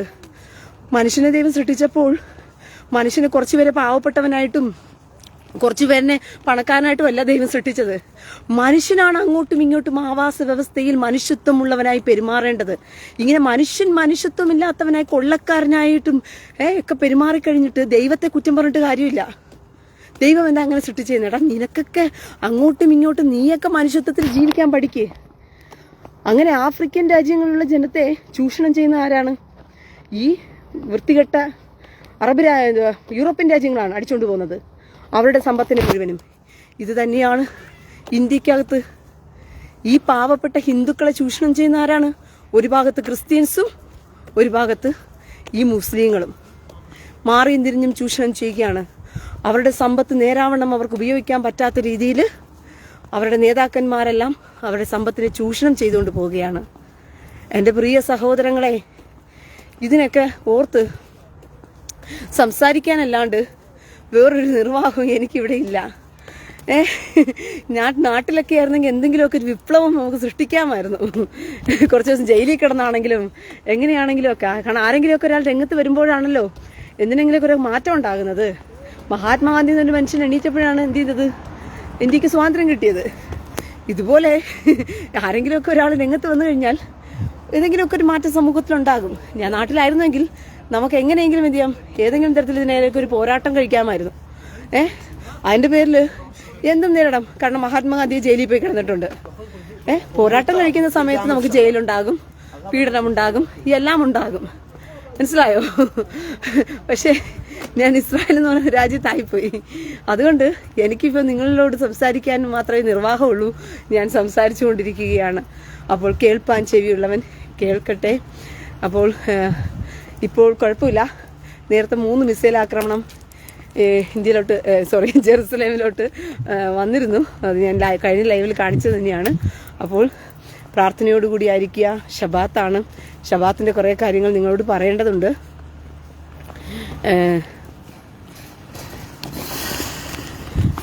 ഷബാത്തിൻ്റെ കുറച്ച് കാര്യങ്ങൾ കൂടി നിങ്ങളോട് പറയേണ്ടതുണ്ട്. അതിനെല്ലാം ഒരവസരം കിട്ടട്ടെ. അപ്പോൾ വീണ്ടും കാഴ്ചകളിലും വിശേഷങ്ങളിലും അറിവുകളിലും നമ്മൾ കണ്ടുമുട്ടുന്നവരെല്ലാവർക്കും ലഹിത്രോത്ത്. കൈയൊക്കെ തണുത്ത് ഇറക്കിയാണ്. ഗ്ലൗസ് എടുക്കാൻ മറന്നുപോയി. ഓക്കെ പ്രിയ സഹോദരൻ.